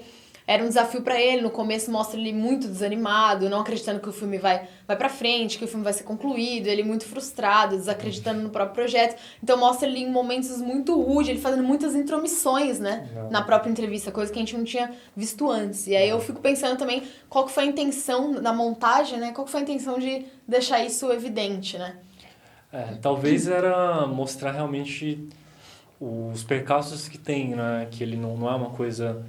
O documentário ele tem muitas tensões dentro, né? E nesse caso específico era o ceticismo dele quanto às histórias que ele iria e quantas personagens. Ele achava que não tinha força, né? Que não ia render nada. O que você vê no filme, você vê claramente ao contrário. Ele estava nervoso e chateado, mas Mas eu acho que é porque ele também estava lidando ali com um desconhecido, né? Porque ele sempre falava com pessoas adultas, pessoas idosas, a maioria dos filmes. E aí, de repente, ele se viu frente a adolescentes, que têm uma vida pela frente. Ele começa o filme, inclusive, falando... eles têm 17 anos, o que eles viveram da vida? Que história eles têm pra contar? Com 17 anos, você ainda tá começando a viver. Então, isso vai sendo desconstruído ao longo do filme. Porque você vê que tem histórias ali que, nossa senhora, sabe? São muito pesadas e tudo mais. Mas ele tinha essa postura, né? Sim. É o que a gente estava falando. Ele tem os erros dele, as imperfeições e a questão não é santificar a imagem dele, mas... A gente tá falando dessa questão da ficção e realidade, né? Desse embate, desse jogo, né? Que pode ser usado para construção narrativa, né? Pode se brincar muito com isso. E aí me ocorreu uma coisa que eu sempre penso nesse caminho que o documentário... falando mais da realidade brasileira, porque, enfim, não dá para generalizar também. O documentário brasileiro vem traçando. Então tem um período muito forte de produções voltadas mais para questões sociais. E aí tem esse movimento também, que eu já comentei, das questões das pessoas do morro, ou de outras minorias, ou de pessoas desfavorecidas, enfim, tendo acesso aos meios de produção, se tornando produtoras e narradoras da própria história. E também eu acredito que o documentário, assim, em linhas gerais, falando bem vulgarmente, ele caminhou mais, ele se afastou um pouco mais da questão social. tô generalizando, e se aproximou mais de uma questão subjetiva, assim, Sim. uma questão de subjetividade. Então a gente vem acompanhando essa verdadeira enxurrada, essa era, não sei como a gente pode chamar, dos filmes híbridos, né? Não trabalham com uma delimitação tão restrita quanto ao que é ficção, ao que é documentário, o que eu acho muito interessante, porque propõe novas linguagens e abordagens, enfim. Mas eu também fiquei pensando se o Coutinho estivesse vivo hoje, em atividade, como que seria, né? Hoje em dia, apesar de não fazer tanto tempo, né, do último filme dele, das últimas conversas, eu fico pensando como que seria, como que ele ia transitar nesse contexto. O que você acha? Eu acho que, assim, de certa forma, ele puxou um pouco essa nova onda, né, vamos dizer assim, né, aqui no Brasil, né? Esse tipo de documentário que ultrapassa os limites do que é a formalidade realista, né? Do documentário, assim, tipo o Repórter, o BBC e tal. Sei lá, na história do cinema brasileiro, que tem um lastro que já problematiza essas questões de documentário, ficção, a objetividade, a subjetividade, né? Quer dizer, assim, isso vem já um pouco de antes lá, do próprio cinema direto, o próprio cinema verdade, né? Com essa nova inserção da câmera móvel, já coloca um pouco isso em xeque, né? O próprio o Eu Negro do Rush, o Crônicas de um Verão, né? Aí você tem um clássico do cinema ensaístico, que é o Cartas da Sibéria, do Chris Marquardt, que é de 57, que já vem para, né, quebrar um pouco isso. Agora, no Brasil, eu acho que os exemplos mais fortes, não sei, que podem dar uma genealogia desse movimento hoje, para mim é o Passaporte Húngaro, da Sandra Kogut, e tem o Que Bom Te Ver Viva, da Lúcia Murat também, que... Muito bom. Muito bons esses documentários que já tem uma estrutura diferenciada quanto ao modelo clássico de documentário que tem, sabe, no Globo Repórter, na BBC, etc., que a gente vê mais ou menos na TV aberta. O Coutinho, eu acho que ele também... eu não sei se ele seria tão deslocado hoje, porque, de certa forma, os filmes dele também colocam essa problematização de, assim, o documentário não é o real, de mostrar que o documentário é uma coisa manufaturada, como a gente já discutiu, né? Então, de certa forma, ele tem um pé nessa crítica já, né? É que ele foge também... A gente estava conversando aqui antes, a gente tem um pouco em mente, assim, por exemplo, os documentários que fizeram sucesso aqui no Brasil, documentários brasileiros, né? Que fizeram sucesso aqui no Brasil. E a gente até mencionou o Helena, né? Da Petra Costa. Sim. Eu vejo o trabalho do Coutinho bem distanciado do trabalho dela. Sim, de certa nesse forma. caso, né? Essa questão da performance e essas outras linguagens que aparentemente tem tido uma aderência assim, né, com o público. Porque aí o Helena, nesse caso, é uma outra forma de brincar com essas questões, né? É um filme que, se eu bem me lembro, ele parte da história da própria diretora, né?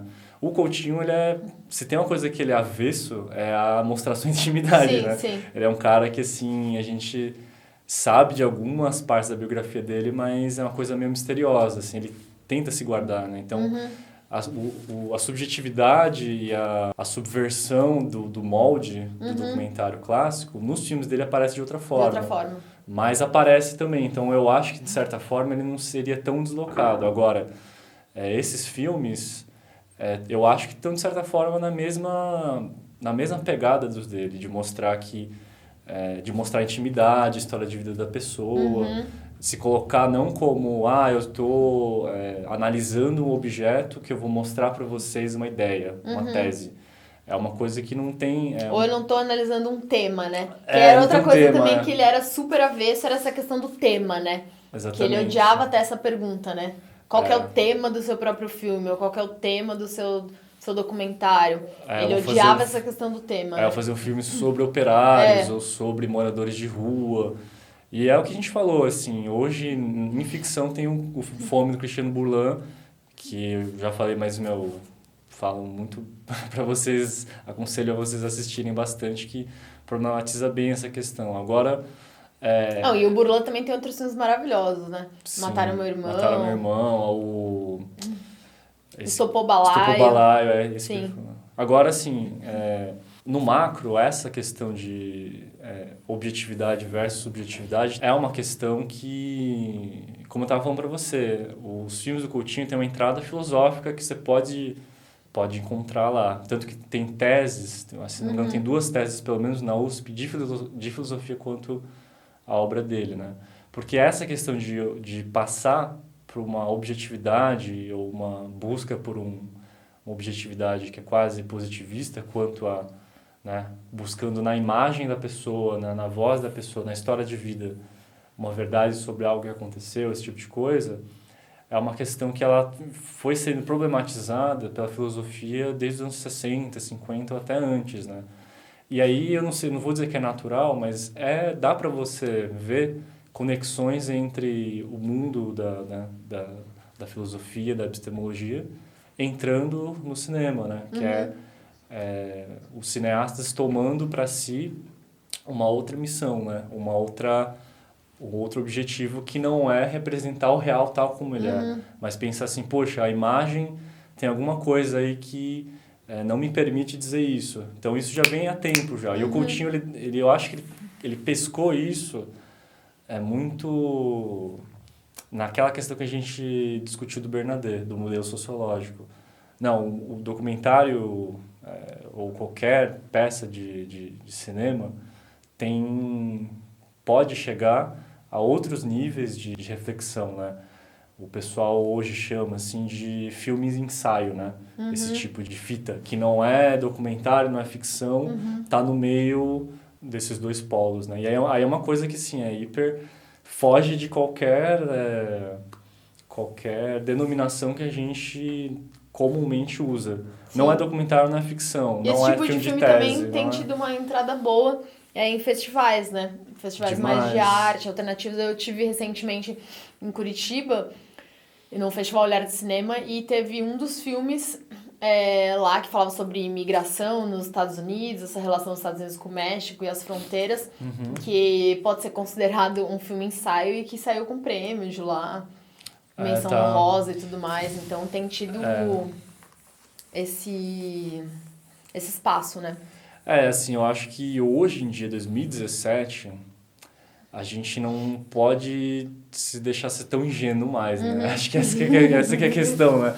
Quanto a fazer o documentário, né? Então, a trajetória do Coutinho inspira a gente a pensar nessas coisas, né? Como a gente não pode ser mais ingênuo com a imagem, nem ingênuo e nem leviano com a imagem do outro. Acho que não tem uma moral, né, na obra do cara, né? Inclusive, ele se revelaria no caixão se a gente falasse que tem uma moral, que a obra dele é representativa de alguma coisa. Mas eu acho que uma das grandes riquezas dos filmes dele é colocar esse problema pra gente, né? Não só para quem trabalha com esse ramo, mas você pensar na mídia em geral, assim, o que ela faz com a imagem do outro, como que ela trabalha isso, por que ela quer saber da história da vida das pessoas, né? Para colocar na grade horária, né? Da televisão, do cinema, do documentário. Então, eu acho isso. Agora, o último filme dele, que é Últimas Conversas, que é Últimas Conversas, você vê, assim, eu acho que é muito o que a gente estava falando de como é que ele vai tratar de temas sociais hoje, né? Aí, nesse ponto, acho que você tem razão, assim. E não sei se é sintomático, mas, assim, ele não vai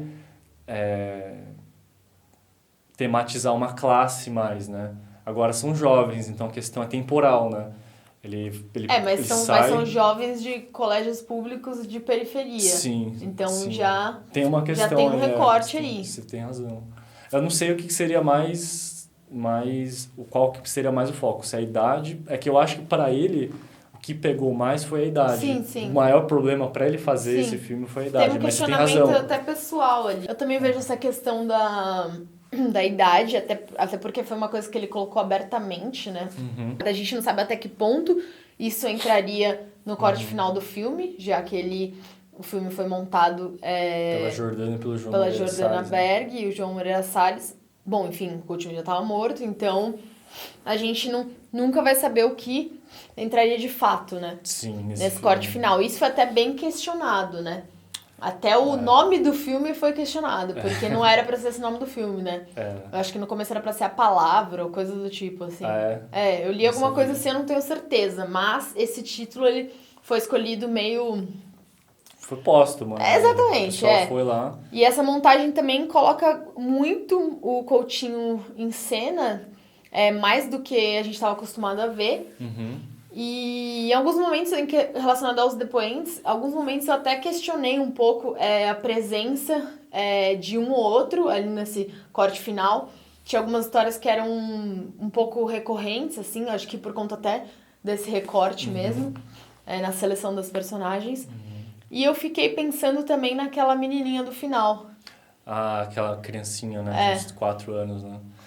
Assim, a gente vê... Que falaram que, na verdade, ela era filha de alguma pessoa que trabalhava na equipe, né? Sim. Foi uma coisa totalmente ao acaso, mas eu não consigo enxergar aquilo como um acaso. Eu não saberia te dizer também qual que foi exatamente a circunstância, mas o que eu senti foi muito que a consultora Lin sentiu também, assim, como se fosse... Não exatamente um deboche, né, cara, mas a presença dela no final do Últimas Conversas meio que colocou como se, nossa, a gente devia ter feito um filme com crianças mais novas, assim. É como e se desvalorizou, desmerecesse toda a carga e a presença daquelas falas daquelas pessoas que tiveram ali durante o filme todo. Sim, e que são histórias maravilhosas, Sim. assim, o Coutinho, a gente sente, pela montagem que deixou transparecer isso, que ele estava muito incomodado com o que ele tinha proposto para ele mesmo. Sim, com a prisão, né? Com a prisão que ele montou para ele e tal. E achava que os jovens... Não ia dar certo. Não ia dar certo, como sempre, mas tudo bem. Mas ele achava que os jovens não iam ter histórias. Essa questão da idade pegou muito para ele, né?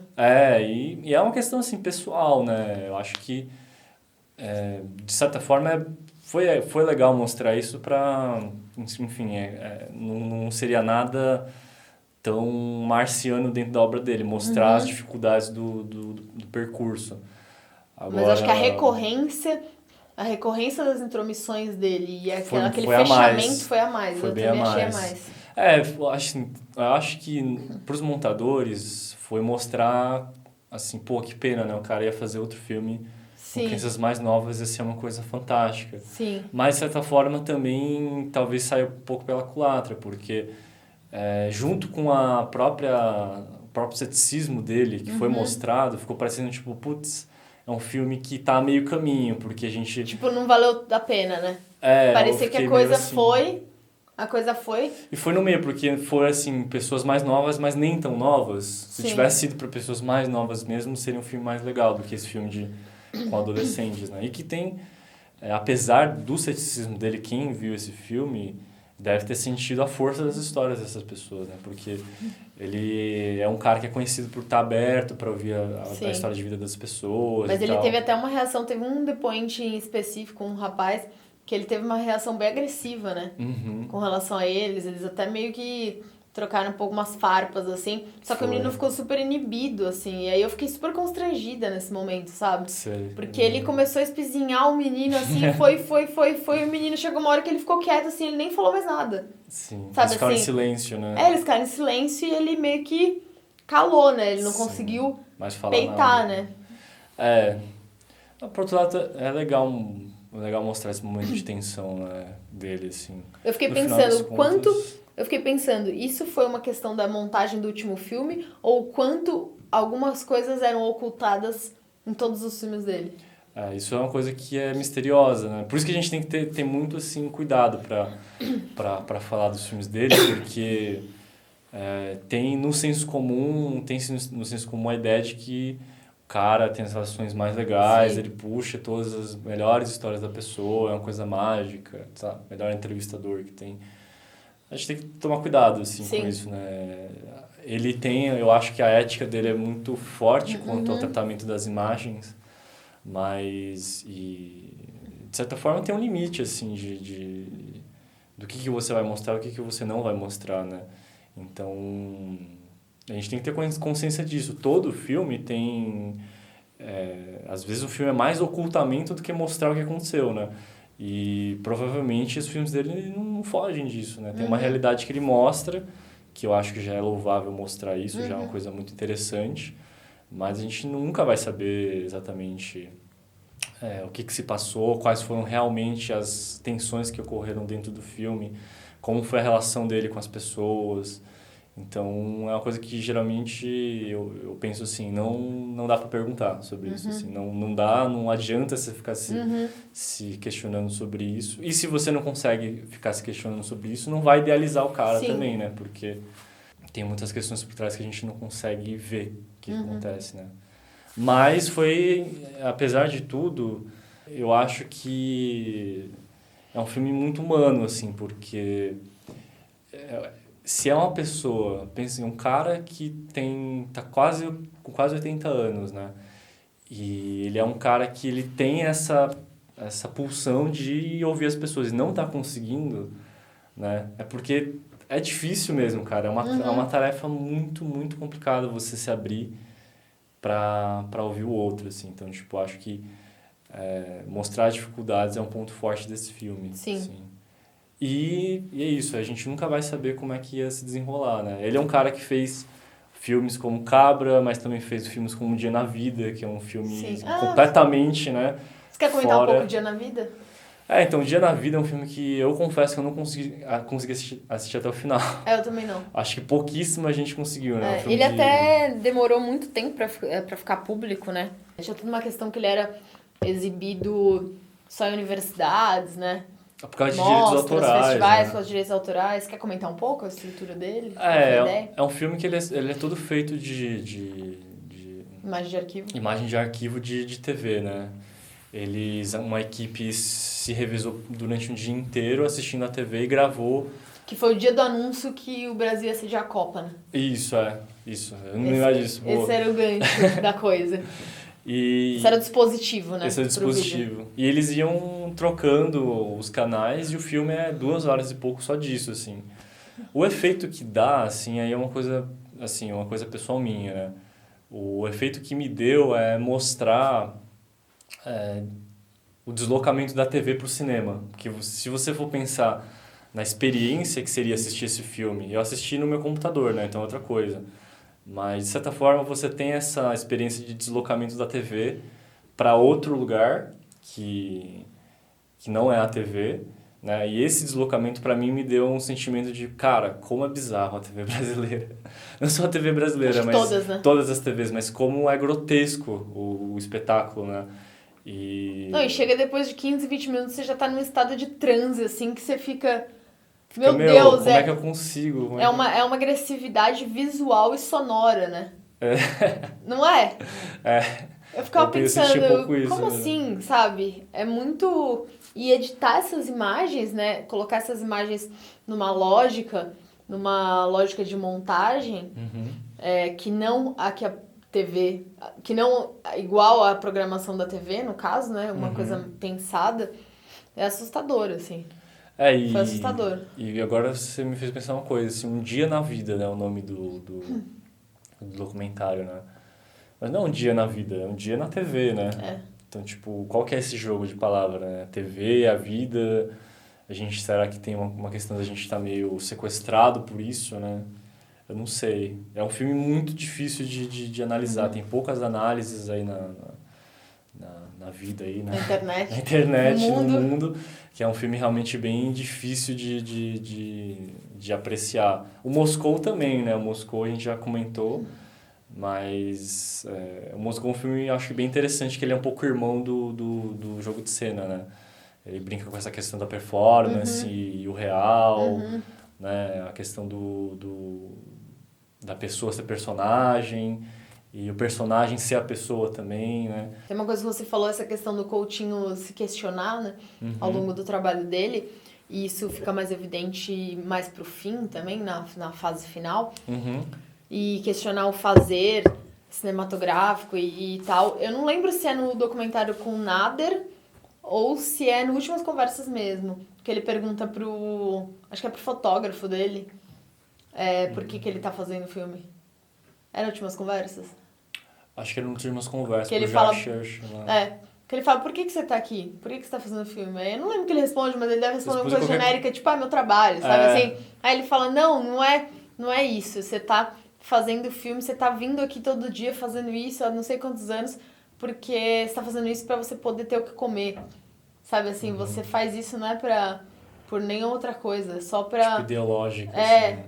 Então cara, ele desconstrói até a própria equipe dele, assim. ele tem uma coisa que louco. ele tem uma coisa que ele fala, assim, não sei pra quem que é, talvez seja pro Nader no documentário, né? Não, então ele pergunta assim pra alguém, né? Fala assim, você já pensou nessa questão de todo mundo no cinema brasileiro quer ser diretor? Quer começar sendo diretor, não é tipo, vai aprender como é que funciona o som, como é que é, né, a luz, como é que é o take, como é que é andar com a câmera, como é que fazer o roteiro. Não, o cara começa, é o diretor da bagaça toda. Ele falou assim, isso tem muito a ver com a questão escravista do Brasil. O cara não quer trabalhar no manual, quer começar sendo patrão, o pica do cinema brasileiro, sabe? Tipo, então ele era um cara também que a gente percebe que ele olhava a profissão do cineasta como outra qualquer, assim, tipo, que talvez seja uma coisa que vem do cinema novo. Nenhuma. Sem glamour, tipo, e é um cara que, as condições, se vocês forem ler com as condições pelas quais ele filmou o Faustão, uma coisa assim... É inacreditável como que esse filme saiu, né, em 1970. Então ele tinha uma visão bem crítica quanto ao... O que você quer fazer? Ele não você tinha nenhum tipo gravar de deslumbramento, né? Com relação ao cinema. Nenhuma pose, assim, tipo, nossa, eu tô fazendo arte, tô conversando com cinema francês e tal. Acho que isso é uma coisa muito que falta hoje no Brasil, talvez, essa questão de, eu faço cinema? Tá, é uma questão...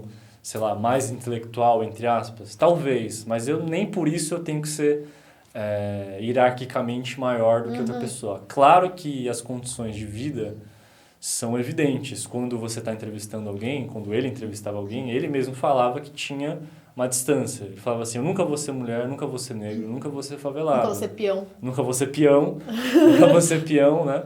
E, nossa, aquela cena é maravilhosa, que, evidencia muito isso, né? O abismo que tem entre... Não só entre um senhor de 80 anos, classe média, tal, e um peão, mas entre as duas pessoas, qualquer. E foi até um motivo, essa questão do abismo também me lembra algum momento que ele falou o quanto ele se sentiu, acho que é no fim e o princípio, que ele nunca se sentiu tão próximo dos personagens, acho que por causa de uma questão da idade. Da questão da morte, né? A questão da morte, questão da idade também, velhice. Isso é muito legal, né? Isso é muito legal. Eu acho que as pessoas têm que ver mais o Coutinho, porque tem tanta questão. É uma escola, gente, sério. Tem entradas, assim, no teatro, sabe-se que ele gostava muito do Brecht, então por isso que o Moscou tem essa cara, e o próprio cenário de As Canções é um cenário bem despido de qualquer... figurino, praticamente, então tem isso, aí tem a questão de que ele era muito leitor do Benjamin também, então a visão de história dele era um pouco inspirada no Walter Benjamin também, então se vocês forem analisar como ele trata a história no Cabra Marcado e no Peões, por exemplo, tem muito essa pegada das teses sobre a história do Benjamin e tal, então tem entradas assim... quase infinitas no documentário dele. Então, por isso que é uma coisa que eu acho que vai perdurar por muito tempo. Questões sobre os filmes dele. Como até hoje, né? 2017 está fazendo 50 anos do Terra em Transe também, né? Como o álbum do Glauber Rocha também, assim, até hoje é muito, muito influente, assim. Agora, sobre o Canções, que é um filme de 2011, é um filme que para mim é um dos filmes mais maduros dele, talvez mais do que Últimas Conversas, porque ele montou o Canções e, enfim, ele fez até o final, né, esse filme, mas para mim é um filme que eu não sei para onde iria depois daquilo, mesmo depois do Últimas Conversas, assim, não sei. Eu fiquei até impressionado uma questão do Últimas Conversas, é o cenário, né, a gente sabe que é um estúdio ali, mas essa questão do fundo preto de teatro, né, talvez eu achei que ele ia retomar isso, né, para sugerir essa questão de que tem uma performance aí e tal. E aí ele mudou de novo, cara, tipo, é incrível, assim, 2015 2015, o cara mudou de novo. Eu achei que não tinha mais para onde ir, para onde correr, ele mudou. Então é uma pena, né? Uma pena que ele não tá. E as tá canções aí, né? sempre, as canções, as músicas, né, em si, sempre foram muito presentes, né, nos filmes dele. Parece que o filme e as canções foi nada mais do que um resultado de uma coisa que já vinha sendo preparada ao longo dos anos, né? Sim, que ele Porque adorava as pessoas cantarem, né? Isso era bem recorrente, né, nos filmes dele. Então parece que as canções é como se fosse o ápice, o encontro disso tudo, vamos né? fazer um filme só com isso, né? Sim. É uma entrada bem legal também na questão da memória, né? Como que as músicas, elas... E as canções e o ato de cantar rememoram coisas na nossa vida. Como a música é um condensador de memórias de coisas que a gente viveu, né? Tem um outro doc maravilhoso brasileiro também, que é o Vou Rifar Meu Coração, da Ana Ripper. Sim. Que não tem como não citar aqui também, não recomendar. Que também parte muito disso também, né? E ele fala assim, o Brasil é um dos países mais musicais do mundo, assim, né? Tipo, como a canção tá na vida do brasileiro é uma coisa incrível, né? E é um filme que... É por isso que eu gosto muito do Canções, porque essa crença dele de que a história da pessoa se mantém por ela mesma, então você não precisa de uma imagenzinha, de um som insert, Sim. Você não precisa ir na casa da pessoa para falar assim, olha, essa é a casa da pessoa. Não, você está num espaço escuro, né, assim, de teatro, né? Acho que aquilo ali está muito condensado, assim, cara. Tipo, os dispositivos fílmicos estão quase todos despidos. Você tem a câmera e o corpo da pessoa. E a voz, e a voz, e é um filme que se sustenta 2 horas só por isso, assim, é uma coisa incrível, de dar inveja, assim, tipo, como é que isso acontece. E é legal, assim, acho que no final das contas, assim, é uma mensagem de, pô, gente, se você se abrir um pouco pra vida, e, sim, bem clichêzão, né, gente? Mas a gente não tá tentando especializar em nada que adentrar muito, assim, não vão passar muito do senso comum, eu acho. Mas pra mim, assim, se você for ver os filmes, tem uma mensagem de, cara, se você se abrir um pouco para ouvir o outro, o que pode acontecer, né, cara? Tipo, essa questão de gente comum e gente, sei lá, celebridade, é uma baboseira que é criada na nossa sociedade hoje, né? Ninguém é comum. Não existe o homem comum, não existe vida banal, né? Não existe vida banal. Acho que é uma mensagem muito... É uma intuição que os filmes dele dá que é muito importante pra gente hoje, assim, porque tudo hoje é rotulado, né? Até, enfim, as questões críticas da sociedade já vem com uma certa rotulação. E o cinema dele vem com a consciência de que isso acontece, isso é um instrumento de dominação. Você fala assim, olha, esse cara é um operário, tipo, esse cara é um sambista. Tipo, então, você falar isso, ele falava, já matou a pessoa, né? Você comentou, já matou. Porque você não espera daquela pessoa nada mais do que um operário te daria. Né? E você fica fechado para qualquer outra coisa da vida da pessoa que não seja representativo de um operário, de uma mulher grávida, de um executivo, de um professor, né? Então, é uma lição que talvez nunca a gente aprenda também, a gente tem que ter consciência disso, mas não só para o cinema, mas para a vida em sociedade, eu acho que é uma questão bem importante, assim, bem importante no século XXI a gente pensar nisso, assim. E aqui no canal a gente sempre incentiva vocês a assistirem cinema brasileiro, conferir filmes, não só os que a gente indica, mas filmes nacionais de modo geral, né? A nossa história é bastante rica, ao contrário do que muita gente pensa, nossa história é bastante diversa e rica, e em cada década, cada época tem muitas pérolas para serem descobertas. E o trabalho do Coutinho, sem dúvida, é uma dessas pérolas, né? Que valem a pena. Ficar para muitas e muitas décadas sendo estudado, sendo escarafunchado, servindo como modelo, né? Ou para sim ou para não vai ser uma perspectiva. Ou você vai gostar ou você não vai gostar, mas o fato é que vale a pena assistir e entrar em Vale. contato com o trabalho dele. Bom, eu espero que vocês tenham gostado. Espero que a gente tenha despertado o interesse de ir atrás da história e da obra do Coutinho. Queria agradecer ao Lucas mais uma vez Obrigado. por ter Obrigado vindo você. aqui. Eu adorei. Obrigado você. Foi E ótimo. a gente vai tentar promover mais conversas assim longas sobre algum diretor, algum tema em específico. Eu gosto bastante desse formato. Também. Seja bem-vindo sempre no canal. Obrigado. Espero que seja a primeira de algumas vezes que a gente Vai ser, sim. se falar. Então a gente se vê, pessoal. Até a próxima.